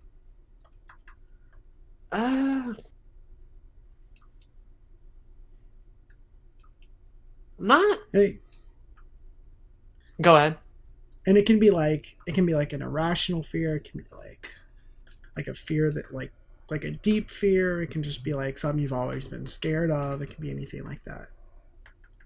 I'm still afraid of the dark. I'll tell you that much. Yeah. Every time I go out, my parents would be like, yo, pull the trash, bring it to the road. All right, cool, whatever, fine. As soon as I leave the house, where the light is gone, and I'm trying to make it to the road to put trash in there, I immediately go to like fears of like, there's like 13 rapists in the bushes. There's like a gunman down there. There's like 13 drug dealers, and they're all ready to wait for me to come out and just attack me out of nowhere. And so every time I would go to like take the trash out, would like sort of, stay on the porch for a little bit, going real slow, and then like run to the trash can and then run back. And that's still a thing. That's even now. Anytime I like go out and there ain't a whole lot of light around, that shit's bad. Obviously, I can handle it in my own room with the lights off. Like, that's cozy. That's nice. Whatever. But if I'm outside and I don't know exactly what's going on and I hear like a little rustle or whatever, I'm like, nope, I'm about to die. It's over. It's done so. I've been paranoid like that for a while now. About dumb shit, too. Just fear of unknown, I guess. Okay. That's funny. I can kind of picture you like running running outside to get to the trash can. Yeah. We lived in a nice neighborhood. I don't know where the fear came from. Like it was just a bunch of older people who lived down the road. What were they gonna do? Nothing. It's a bunch of old rapists. But I always thought, like, yo, what if this is the night first robbery happens on this street and I'm a part of it, right? Like, my mind always went to crazy details to try to picture it happening. But it never did, obviously. None of that shit ever happened. I was just paranoid as all hell. Yeah, it hasn't happened yet, right? No, not yet. Not yet. Not yet. Would you rather know the date of your death or how you would die? Hitting up I think I remember questions. I think I remember answering it on the creator interview, if I'm not mistaken. Maybe. I don't know. That one feels familiar to me. Or maybe it was just the past recording. I don't know. Yeah. For the audience, we did try to record this like months ago, and then the audio got corrupted, so we're like, we'll just do it again in the future. Sure. So, date of death, and then what was the other thing? Or the way that you would die. Way you know. Probably the way. The way. Given how anxious and paranoid I can get, if I knew the day, it would be like a self-fulfilling prophecy type thing where me trying to actively avoid my death on that day would be the result of my death. Because I would be so nervous and trying to plan around it and all that sort of stuff that I'd probably end up dying that way. I'd rather just know the way how and leave the date as a mystery. So at the very least, like when it hits, I'm like, oh, okay, cool. I couldn't have planned around it. That's fine. But what if the way was like a car wreck? Something that's like super common. If it's like a car wreck, my fear would be like you die in like quicksand, or like you suffocate to death, or like something real awful. Because if that was the case, I'd rather know the date. But if it's like a common thing, like you die in your sleep, or you take too many ibuprofen and you drug out and die, or like your doctors put you under, but they're shit at surgery, like that sort of stuff, I'd be like, okay, fine, whatever. If it's like you get mangled alive bit by crocodiles, like no, I don't want to fucking give me the date. Give me the date at that point. That's interesting. I don't want to know. That's interesting. Yeah, because I feel like if it was a common thing, I'd be like, oh, well, then how do I avoid that, right? Like, I can't avoid a car wreck because I'd probably still try. Most of the time. Right. I'd still try to be paranoid and be like, oh, I'm going to go super slow or whatever. Yada, yada. Right. And I think that would like make my life worse. That's fair. Okay. Interesting. Because I'm just part of a statistic at that point. I'm like, look, a million people have died this way before. I can fit right in the trend. Yeah. I don't want to be the special outlier of like, guy gets struck by lightning 5 times and dies on the 6th strike. Like that, I don't want to be that guy. Yeah. Make me common. Make me a common death. Murder serial killer tries out Saw movie deaths. Boy takes out the trash and gets gunned down by a mobster. Rapists. Yeah, all of them. They all come out. I've been waiting for them. So, you're a guy that doesn't. You're not particularly a fan of school, correct? Recent Aden is not a fan of school. Right. Yeah, right. Sure. That's a fair statement. But let's say, school is necessary, you have to do it, whatever. Mm-hmm. If you had the opportunity to take one class that you would want to take, this class can be anything, on anything whatsoever, anything imaginable, it can be impossible, it can be like, I want to learn how to fly, like, it can be anything like that. What would it be? Ooh, that's good. I was gonna say, I wish as a kid I'd had a class on like video production and fucking like Photoshop or shit like that. I would have killed. Oh yeah, for sure. I hear kids like now, like in my Discord, being like, "Oh, I got to go to my media class." I'm like, "Wait a minute, media class? What the? Yeah. Where were you? I didn't. Exactly. I had like biology. All right, that ain't fun. Yeah. The only computer related class I had was like typing, and typing ain't fun either. I'm a horrible typer. I'm like pecking one key at a time. I'm slow. I was able to get out of typing because I talked to my guidance counselor and I was like, look, I'm on a computer like 12 hours a day. Can I please not take this typing class? She was like, you can take the computer apps class. I was like, okay, cool. And so I go to this class and it's like, here's how to use Microsoft Word. Here's how to use Microsoft PowerPoint. It's like dumb. Mm-hmm. So like I Dumb as did my shit. work in like 5 minutes and then like downloaded music and played games the rest of the time. The I would have senior killed of for a high media school. class. It would have Agreed. been amazing. It would have been amazing. Hmm. That's a good question. Anything? Anything. You can be I like, think I want to learn how to have better sex. You can be I ain't like, there yet. I ain't there yet, man. We ain't there. Hmm. Well, if we're going all out, Mhm. doing like no holds bar, whatever, I would want to know how to make the best bacon in the world. Just like a chef who spent his entire career working to make the best piece of bacon ever. Taking a class from that guy to improve my baking game because I don't know how to cook much, right? I can barely, do like ramen noodles, like real basic shit. Right. If you're telling me I could learn how to make the best bacon ever, I wouldn't even need to bother learning how to cook anything else. It would just be bacon all the fucking time. And that sounds great. So if I could learn how to do like bacon perfectly, and it could be a weird recipe too. It could be like, oh, you need like a weird beetle in the West Nile to add to the flavor. I'm like, yo, I'm on it. I'm on it. Let's get it. All right. Or you need this weird spice from like the Himalaya. Cool. Let's go. Whatever. Whatever it takes. Whatever it takes. I want to know how to make the best bacon in the world and just That bacon. eat nothing but that for the rest of my life. That's great. that probably ain't That's great. smart, but it's the urges. It's the urges that I have right now. I got a dozen order of donuts the other week from Uber Eats. It was a little Ooh. splurge buy. It's just like random. I was like, oh, there's this donut shop here. I didn't know we had this. I can Hell yeah. order this. I'm gonna try it out. It's like, once in a lifetime thing, right? And one of the donuts was like a maple bacon. I Yeah, was I've like, had one of that's those. weird. Yeah. That's really bizarre. But yeah. I thought they were interesting. weird too, to be fair. Yeah. I'm like, who puts this shit on a donut? I'm pretty basic. I just like glazed stuff, honestly. You can put sprinkles on Yeah. there, that's cool. You can put like chocolate on there and sprinkles, that's cool. You start getting into like fruit filling, and that's where you lose me. I know I'm cool. not about I feel that. I'm cool with just about anything on a donut. I prefer Krispy Kreme. Just Hell like yeah. give me some good old Krispy Kreme donuts. Like I'm probably not gonna order from that place again because they were like it was like $18 for Damn. a dozen donuts. It was like expensive. It was like I'm not gonna do this ever again, but I just want to try it. And it wasn't. I don't think it was worth it. They're like I could have gone to Krispy Kreme and got better donuts, but Mm-hmm. yeah. I think the thing with donuts is you got to hit them up at the right time. If you wait later into the day, then you just get like the leftover donuts.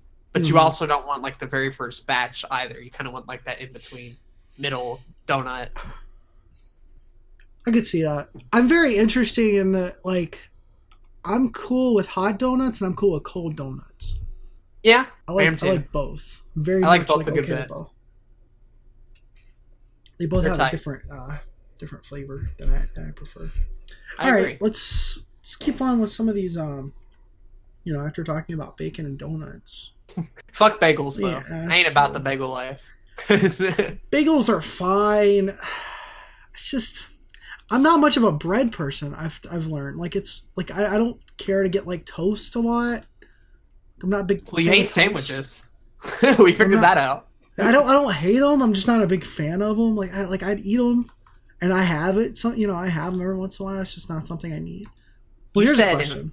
in a Lions Honor gameplay thing, I do not like sandwiches. And I'm like, what? How Mhm. could you? Did I that say was I a whole don't like? episode. I don't think I said I like. I'm pretty sure. I don't think I said I don't like. I think I said I'm not a fan of them. That's pretty negative. Something that I would eat occasionally. Well, here's a Just question this. for you. You were convicted for some reason. All right, you gone to jail for some reason. I'm not. We'll say I don't know what the reason is, but for some reason you've gone to jail Okay. and you are about to get the death penalty. Ooh. And you I know where have this the is going. opportunity to have your final meal. Hell yeah. What would your final meal be? Just be like It'd be like a Golden Corral buffet, but like good food. It'd be actual good food is what it would be. That's fair. And I can get like as many rounds as I want. I'm talking pizza, pepperoni, cheese in the crust, fucking all out. Let's just fucking go. No Little Caesars here. I want like fucking made in Italy, real shit. It's the most sensible thing you've said all night. Fucking calzones, fucking catfish, fucking fried, by the way. No grilled, nothing. I better not see a grilled anything. I'm talking like deep fried, disgusting amounts of butter and salt. The whole nine. You know what? I'd drink a soda. If I had one day left, I could be like, all right. Oh, yeah, for sure. I got let me pop one Dr. Pepper before we go real quick. Let me get that 12-pack of Mountain Dew right quick. Let me get all the flavors in my mouth there. Steak would be really good. I really want some like really nice steak. Ooh, fucking potatoes. Oh, the Arby's curly fries. Just specifically Arby's curly fries. Shrimp. I want a lot of shrimp. What else? Ooh, bacon, as we mentioned earlier, would be great. If we can get some scrambled egg action in there, that'd be good. Like a tuna noodle casserole.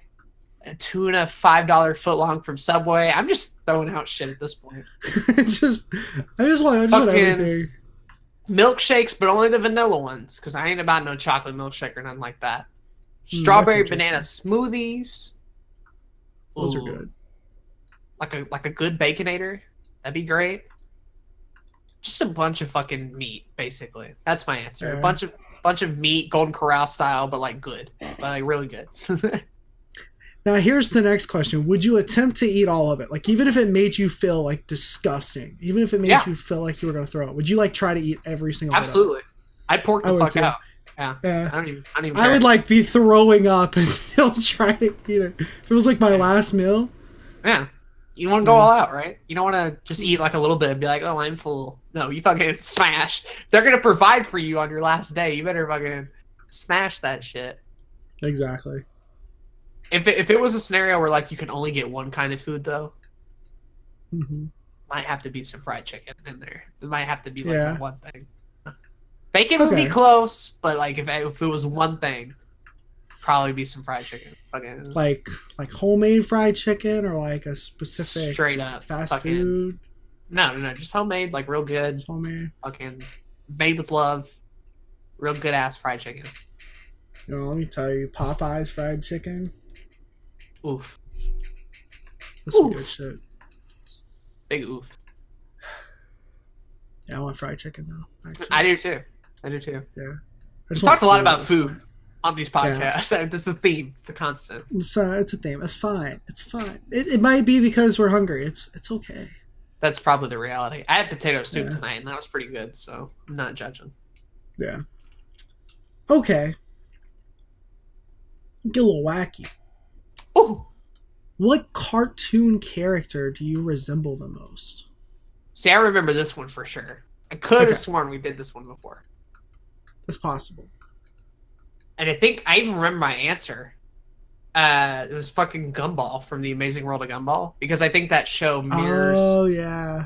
I think that show mirrors mine and Ethan's childhood like so much. Because like Ethan was definitely a Darwin, I was definitely Gumball, and obviously like they make a lot of stuff up and it's weird and wacky and surreal, obviously.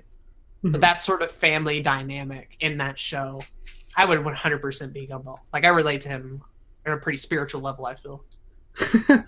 Does that show hold up? It's pretty good. I think it's still going. I don't think it's stopped yet. Yeah. I like a lot of the comedy in it for sure, and I think what they can do visually in a show like Gumball is pretty incredible as well. A lot of cool moments in there. Yeah, I haven't seen it before, so it's pretty good. Pretty good. Cool. All right. Now, the world is pretty big, right? And obviously, I'm assuming you haven't been a whole lot of places. But if you could travel anywhere in the world, where would it be? Probably at the top of my list at this point is probably Japan.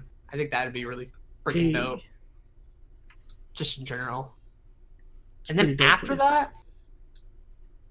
I kind of want to go to Greece. I don't I don't know if it's Yeah. just like the Sonic Unleashed level that's like based off of Greece or sort of the architecture or whatever. I don't know what it could be. Maybe the music. I don't know. But Greece would be Okay. kind of fun to be dope. Coast Cool. side, fucking history, got the beach setting. That'd be dope. That'd be cool. Yeah. And then I'm trying to think what after that. I still haven't been to Hawaii yet. That'd be cool. Yeah. I mean, I haven't either. Once in a Okay. lifetime type deal. So probably one of those three. Sweet. Well, you mentioned history, and I know we've kind of talked before that you're kind of a history buff. You really enjoy history. So, what like what two famous people would you like to meet? Famous historical figures, alive or dead. Like, if you could have like dinner with them, who would Ooh, it be? that's a good question. That's a good question. Ye- Well, if we're going for the meme, gotta meet my girl Mm, Hillary. Gotta mm. in person. Gotta Okay. talk it up. Yeah. I'm I gonna thought be he was like, going to be yo. like the damn Daniel kid. No. He's not a historical figure. As much as he likes to think, he's not gonna be in a history book anywhere. I hope not. If we I do our job disagree. correctly. Hmm. But yeah, I would Statistics definitely want to. prove. I'd want to meet Okay. Hillary and be like, yo, I know a guy who didn't vote for you. I'm gonna hit, you could hit him up, like tweet at him maybe. That'd be great.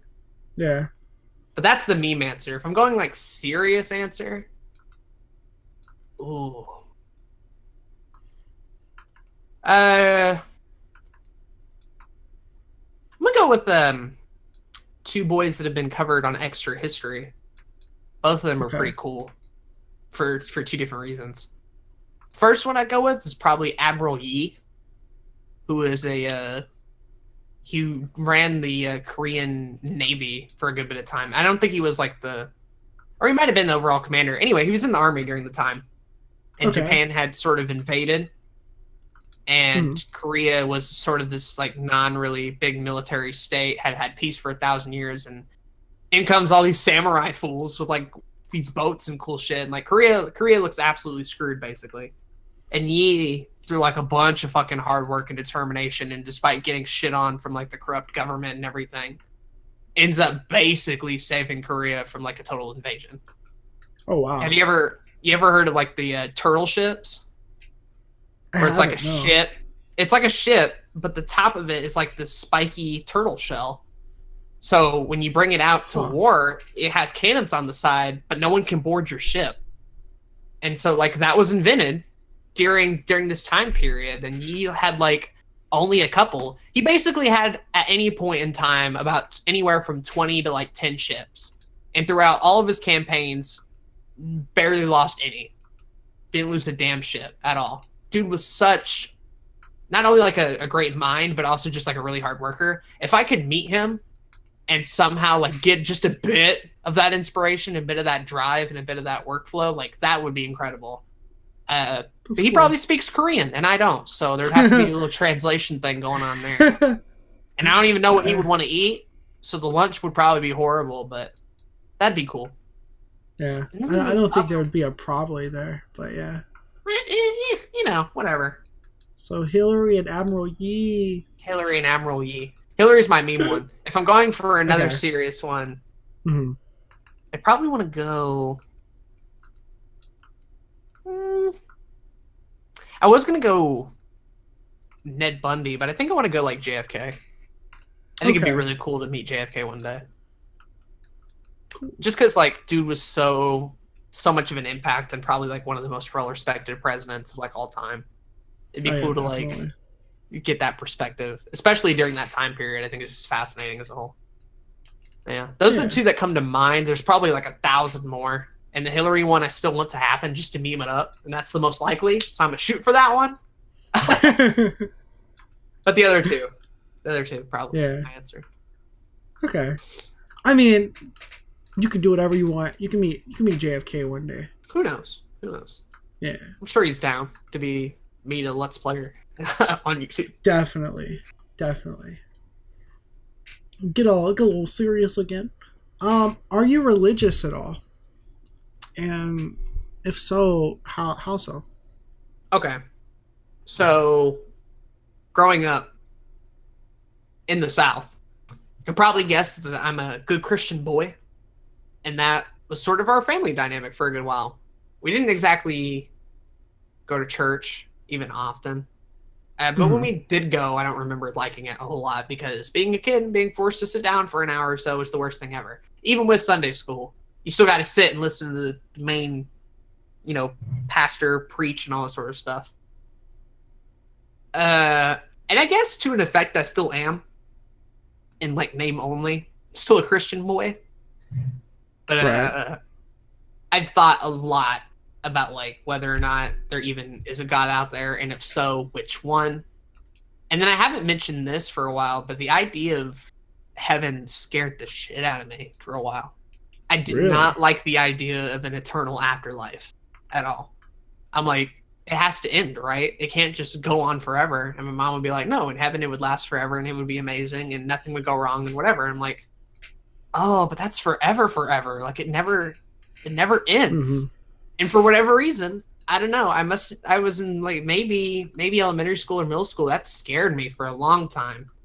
I wanted there to be a bookend. I didn't like the idea of living forever, even then, even if it was in the afterlife, and even if everything was perfect. I wanted things to just sort of have a bookend. So that messed with me for a pretty long while. and then the thing came into my mind of like, oh, okay, if there is one God, which one is it? All that sort of stuff and all those discussions. And the whole heaven thing, I ended up turning to a positive. And now my view of heaven is like, yeah, wouldn't it be cool if like heaven was a reality TV show and you could like watch down on other people? So my idea of a perfect afterlife and a perfect heaven would be me watching TV, and the show would be whoever I wanted to watch. So if it was like my parents, cool. If it was a weird and wacky celebrity, cool. If it was Ethan, fine, whatever. But I could just keep switching channels and keep watching other people like fuck up and do stupid shit. Like that would be pretty dope. And then for whatever reason, that made the idea of like eternal life pretty interesting. Because I'm like, now I can actually do something, right? It's not as scary. But I don't know. And even still, like with that afterlife idea in mind, I'm like, yo, well, if heaven's afterlife and people are watching down on you, who's watching me right now? And then I thought about it even further, and I'm like, am I a good show? Do I need to be a bit more interesting? Like the thought crossed my head. I'm like, what if I'm not entertaining enough in real life? And what if they skip my channel? So anytime I would talk to myself, I pictured in my head that somebody was watching it, right? Gotta bring in the viewers. Maybe that's just a YouTuber thing, but I remember thinking like that way before YouTube. So I know it's not just that, but I think of it as like if I'm doing something that's maybe not like the most kosher thing to be doing, is my grandmother watching me and being very disappointed in me. Right. That's how I think about it. Right. Or is it your granddad being like, "Ooh, he can get it"? I don't know. Yeah. On the one hand, there's some like deceased poon hound who's like, "This is what I'm talking about right here. This is what I signed up for." And then there's probably like somebody who's never had like a nun or whatever, like, oh nope, skip. Let me skip. Can't see that. Or maybe they're like, oh, I didn't get to see any of this when I was alive, so I can do it now after the fact. Yeah, that's cool. I still hope that's a thing. If heaven's real, I hope it's like that. That's my hope. It's funny. Well, let me ask you this. I feel like I already know the answer then. If you could be immortal, would you? No. Yeah. I would get bored eventually. I would get bored. Yeah.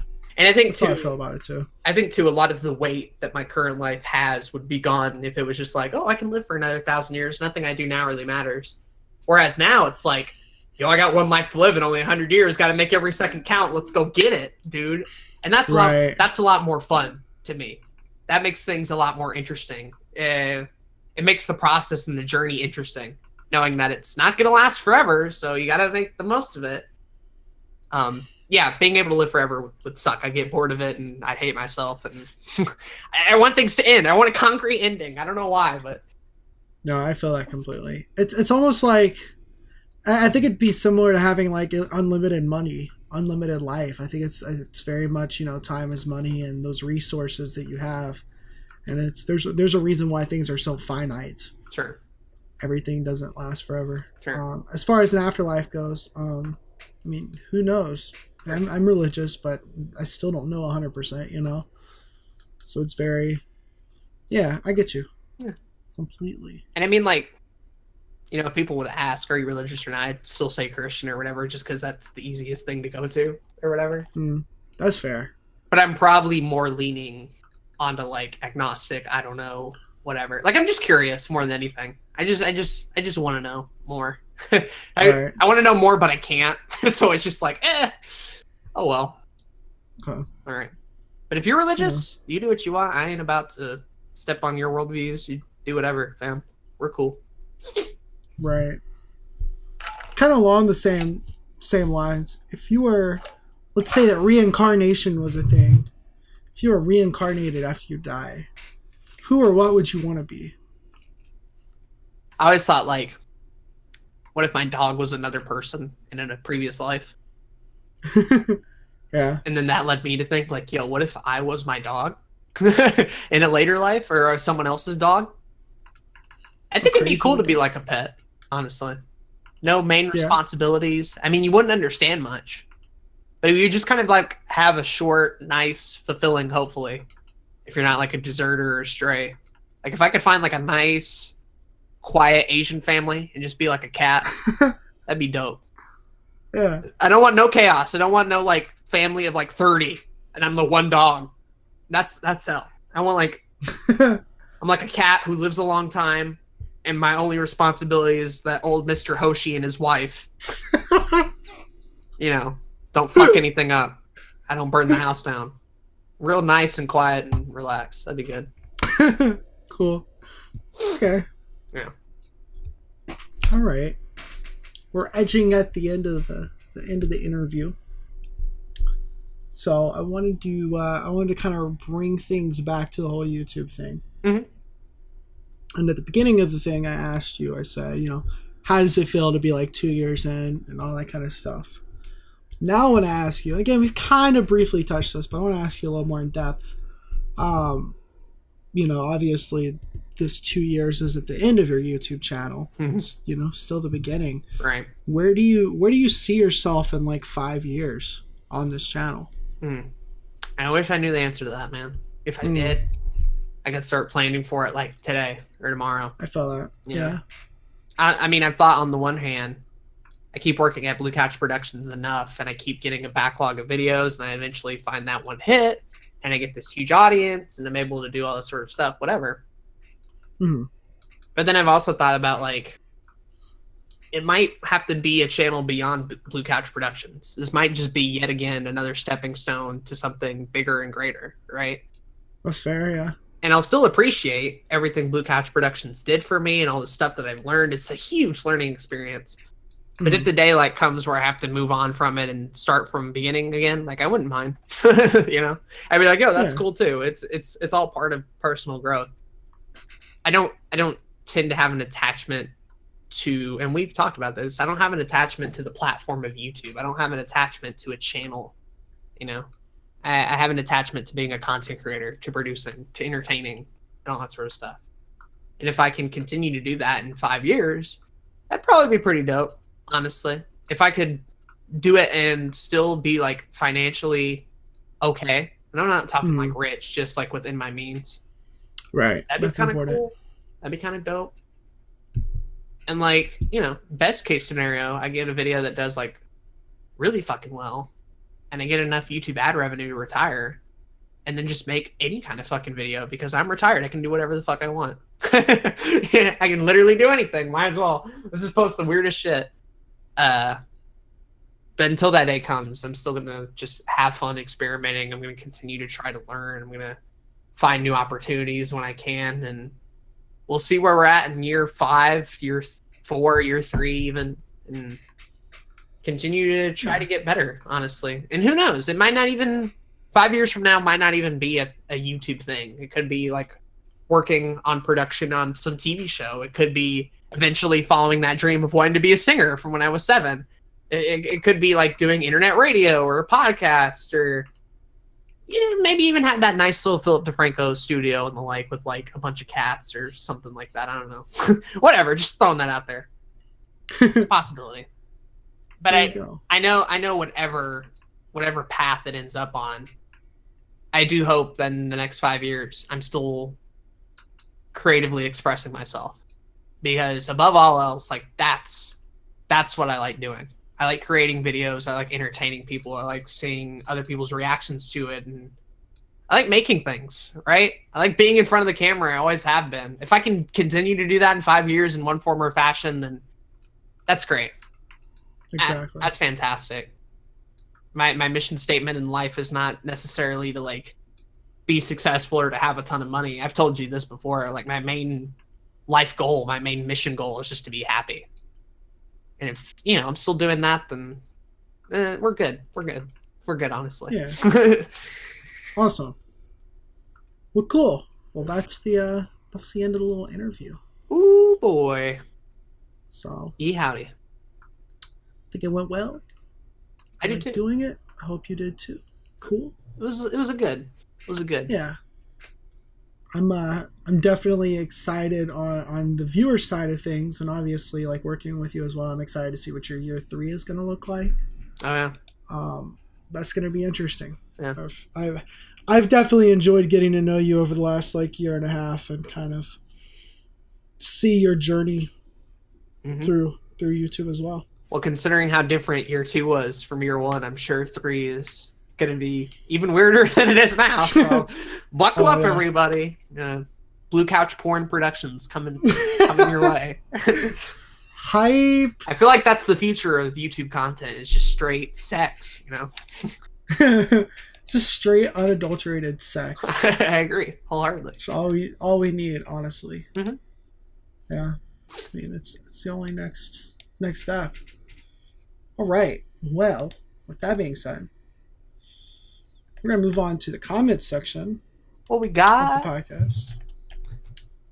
We got a couple of comments. We got our usuals. Our crew. Do you want me to read Patient's comment this week? Sure. Okay. Because I did it last time for sure. I know that. Yeah. No, damn well how much it's reading I did. It's a little smaller this week. It's actually a lot smaller this week. I'll let you read Calfro's comment. Okay. If you have it pulled up. Yeah, I have it. Calfro commented saying, I couldn't agree with you guys more. If you don't have a passion for what you're doing, why are you doing it? He's right. Yeah, I mean, pretty much. When you're right, you're right. Right. There's too many people that are trying to do things that...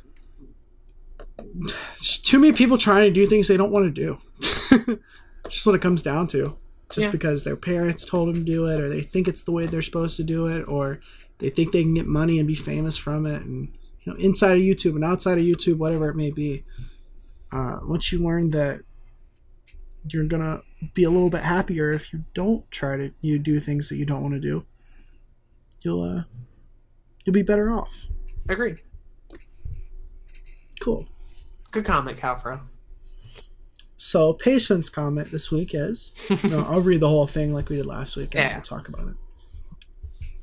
She says, I'm going to start writing these comments at the end of the podcast and trying to keep everything I say brief, since I realized last episode that my comments are way too long. LMAO. If you want me to direct my podcast writing to ask Zach for longer questions, let me know, baby. Ooh. I mean, I'm down. Hell yeah. I need some new thought-provoking questions. She continues and says, each creative medium has its own specific pitfalls and problems each creator faces. But I think there are 2 specific problems faced across every creative medium. It can also apply to a lot of work situations, sports, etc.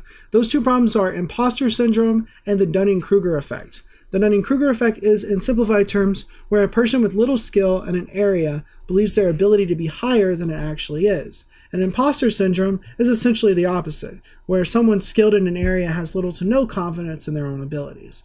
Imposter syndrome especially is something a lot of people in creative fields face, as it is often personified by comparing your work to that of a well-renowned master.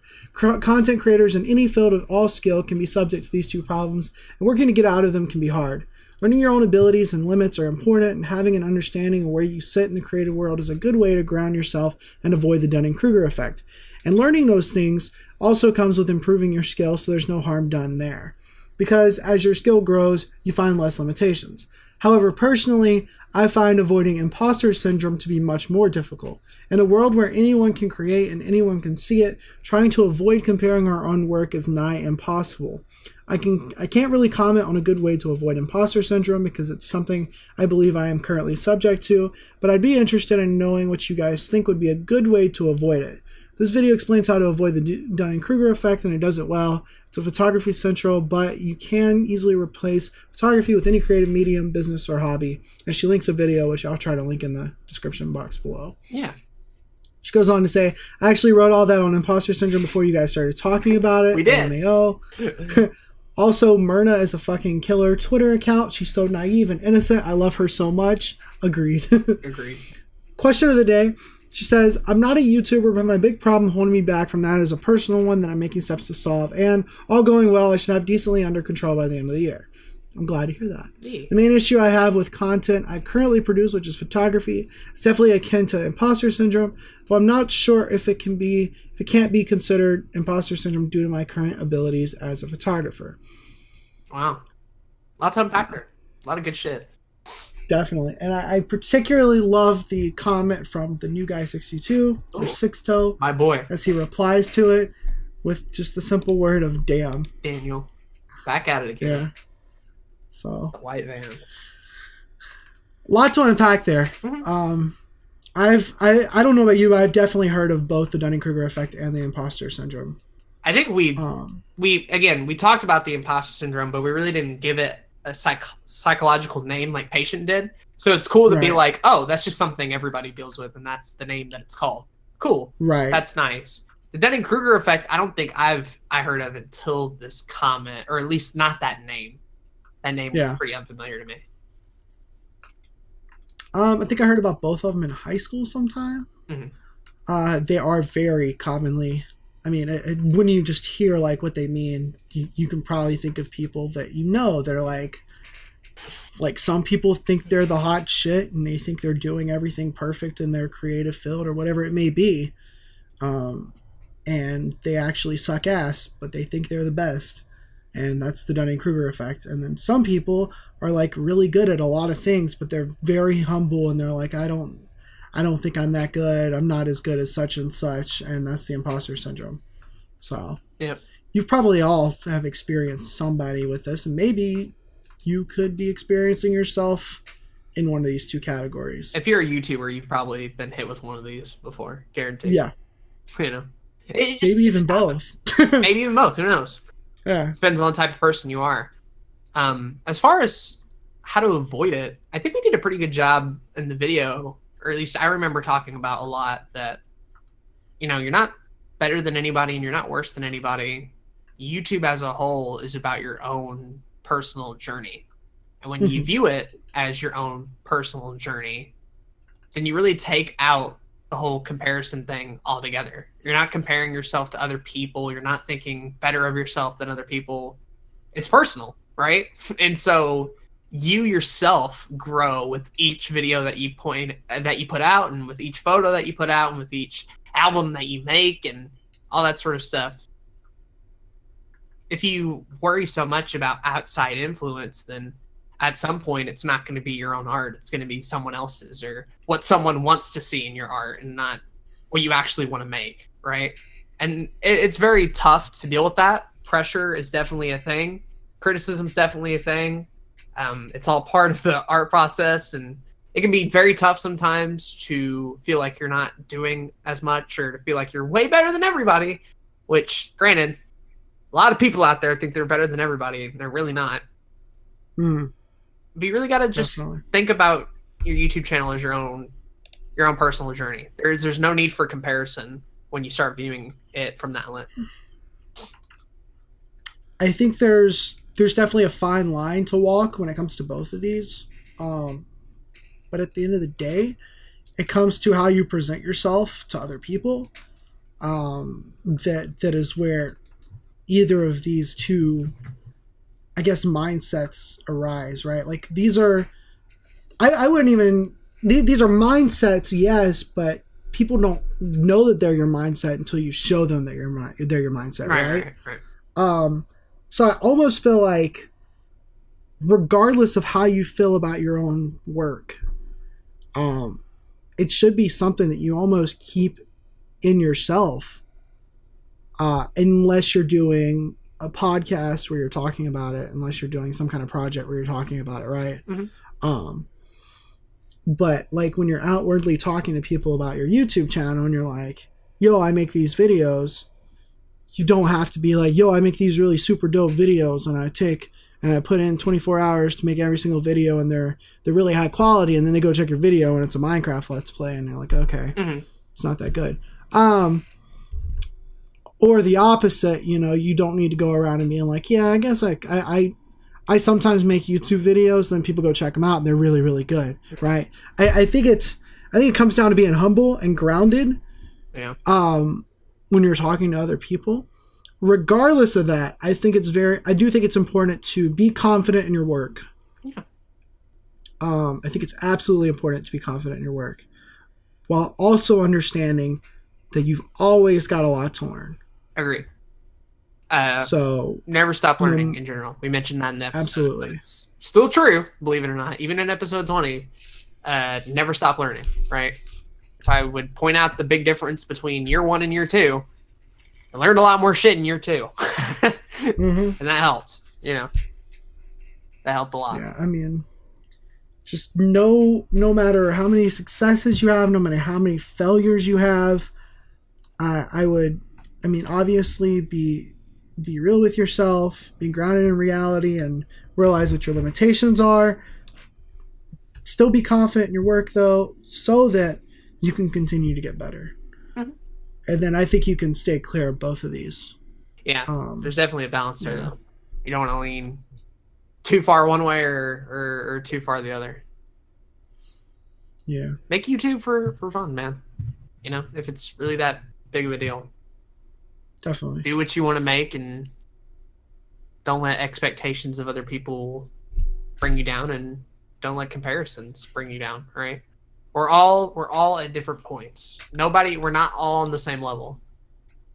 I like to wish that's the case sometimes. Now we're all like equally skilled and equally talented and equally this and that, and we all have equal views and equal this and that. We're not, right? We are all in unique and different, sometimes even crazy positions. But they're not the same, right? So if one person's at one point and you're at another point, that's all that is. There's not one better than the other. There's not one that's more sophisticated than the other. There's not one that's like awful and one that's good. It's a point.